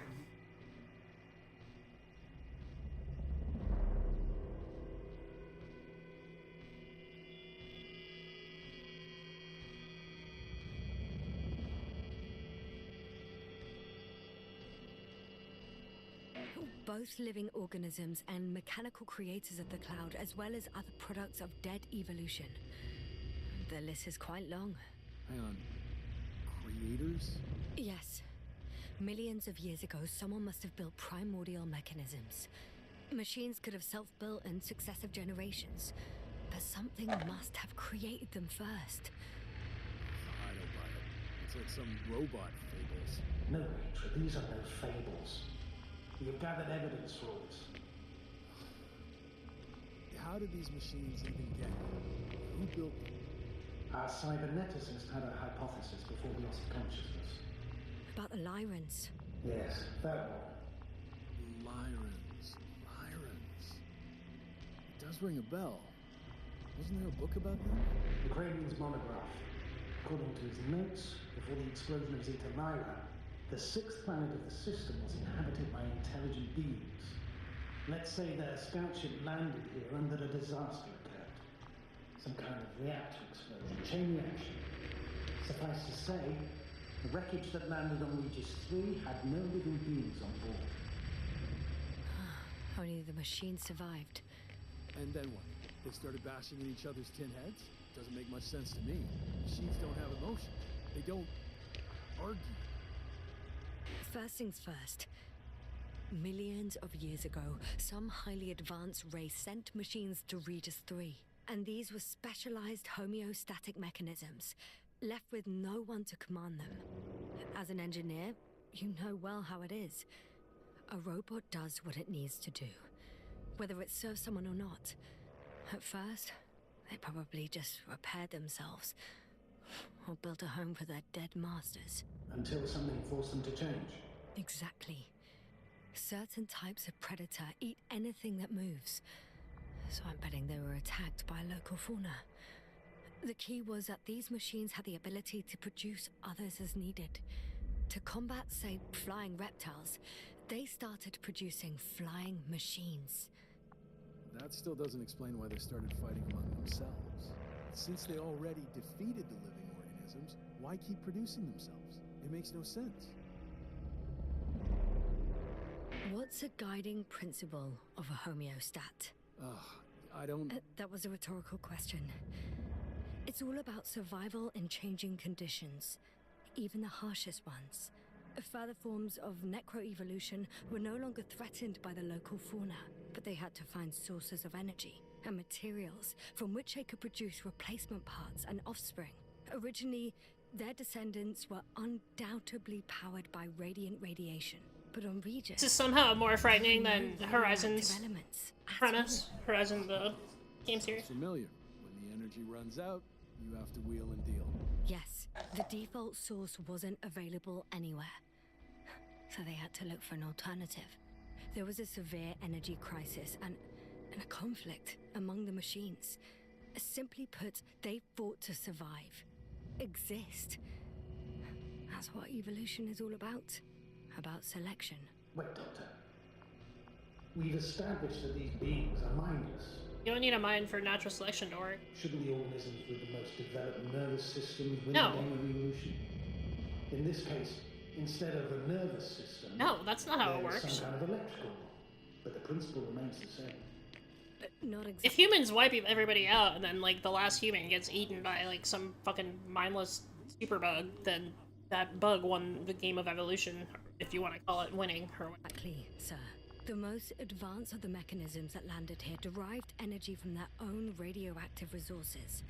Simpler devices such as small repair systems could have had solar panels, and in that case would have had a significant advantage over the others. But the other ones could defend themselves. They could attack. With atomic power, yes, that's possible. But I see it differently. In necroevolution, the most successful beings were those that excelled in miniaturization above all else. Also, the sedentary creations. The former gave rise to the cloud, which the flies form when necessary, in pursuit of a common interest. Meanwhile, the sedentary ones gave rise to a peculiar species of metallic vegetation. Those structures formed the city. So, it's still functional? No. For some reason, the city lost the fight for survival. And now, there are only rusting remains. Only one form survived. The microbots that conquered the land on Regis 3. So, these flies just adapted best? To the conditions of this planet. Yes, that's how it works.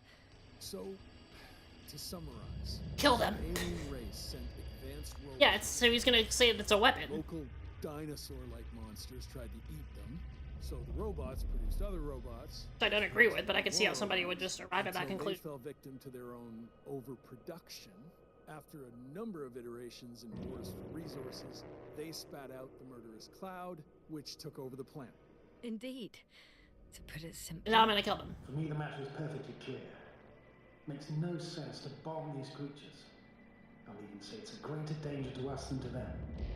But how else do you imagine defeating the cloud? Well, that's the thing. I Eve. don't. It's invincible. Yes, sir, do you agree? Well...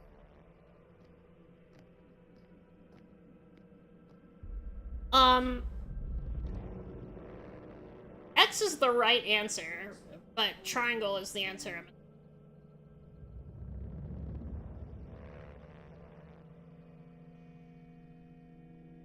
I don't want him to think there's a chance of success. Yeah, I very much agree. Another attack would make no difference. Just a few flies are enough for the cloud to regenerate. What if we destroy their nests? No, Ritra. Unless we want to destroy the entire planet, it's impossible to eliminate them all. And even then, there's no guarantee they would die in space. After all, the flies need no air, water, or food, only solar energy.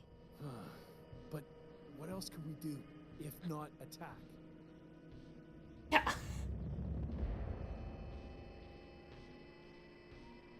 The invincible is near. We can wait for its arrival. Right. That is one solution. Well, you can I was hoping you'd come back to Dragonfly. Back home. Huh. Done. Warheads are armed. One more press of a button. There'll be no turning back. Nope. Nope, nope, nope, nope. Nope, nope, nope. Nope. I can't. Oh, thank God. That was close. Now I have to inject him. Actions leading to conflict. But what should I do now? Yay! So you can get to the Dragonfly. All of us? Yes. Your men are welcome on board.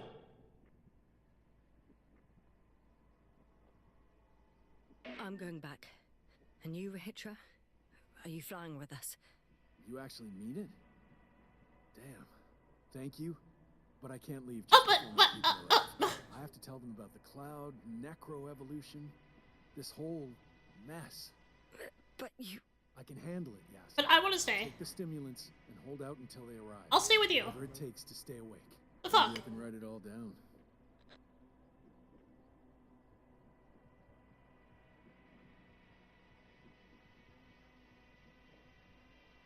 Wait. That'll make Novik mad if I give him my diary. Wouldn't it be better if you took my diary? It contains everything I've learned. Huh. As long as your commander doesn't mind. Oh, he... Please take it, Comrade Rahitra. Oh, yay. There are no more factions on this forsaken planet. We're all just people here.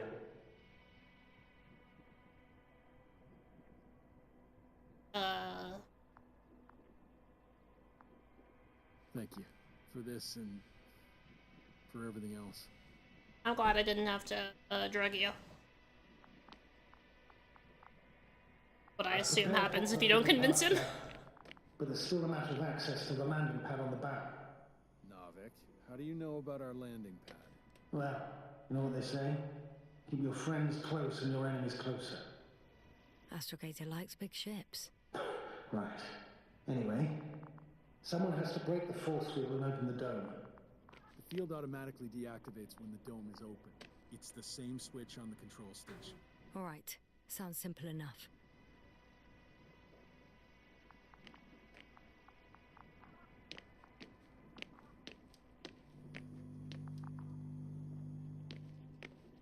Okay, got it.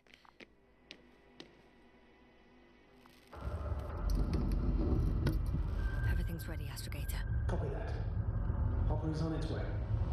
Good luck, Rahitra. Thanks. I'm gonna need it. Have a safe flight, Master. The Commonwealth ain't all that bad.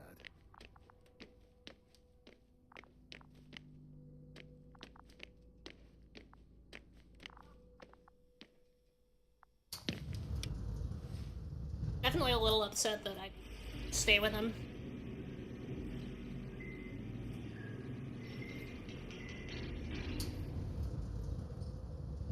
Yes, sir. Can you hear me? Yes. We've reconnected. Great. Hopper is just landing. Wow, already? It went smoothly. The landing pad is generous in proportion. Like everything here.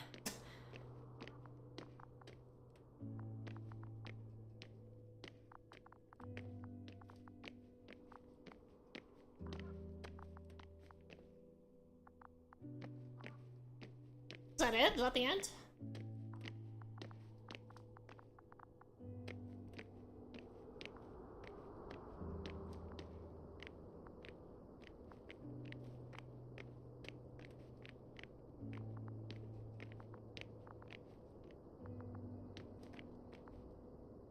I can see Hopper. I can't believe I'm finally coming back to you. I'm very happy to hear it, Yasna. Me too, it's just... It was such a long and difficult mission.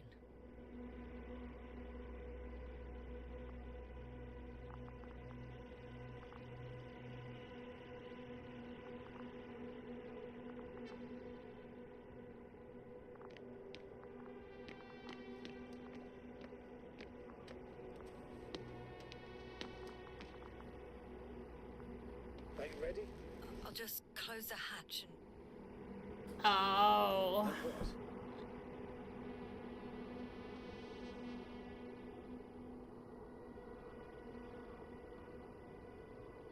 Oh, I have to do it. I have to be greedy. I'm gonna take it. I'm taking them.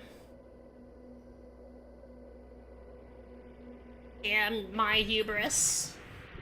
I'm gonna strap myself in now.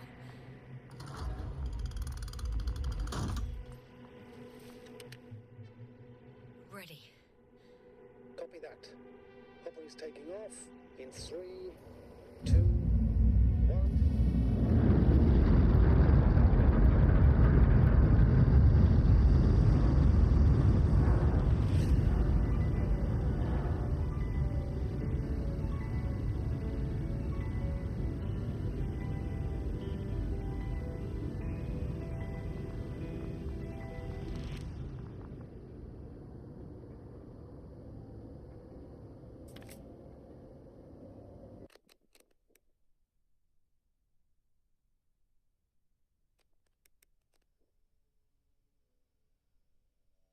No!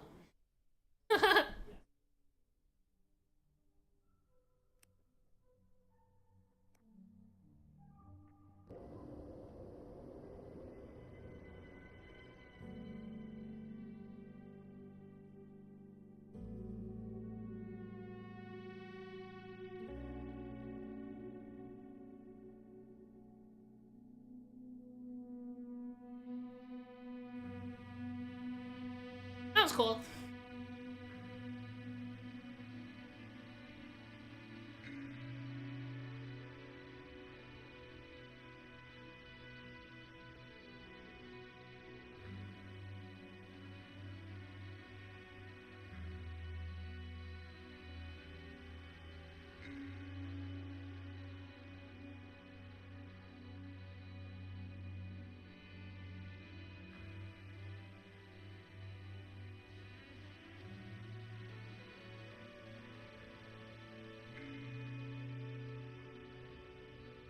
Damn, I wish I could just reload and see what happens if I don't take it. Probably nothing.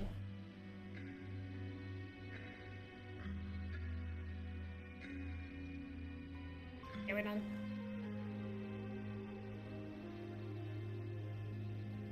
That's enough, credits. Paid my respects. Oh, there is a chapter select, okay. Let's say keep my...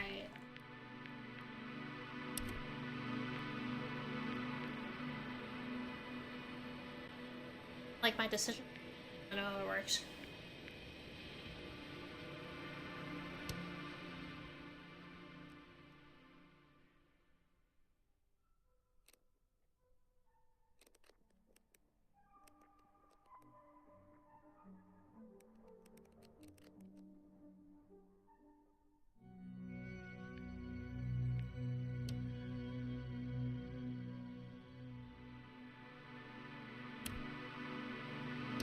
Hold on a second.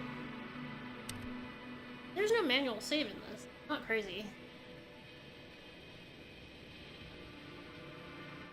And delete it now. It's 3 o'clock. I have to go to bed. So.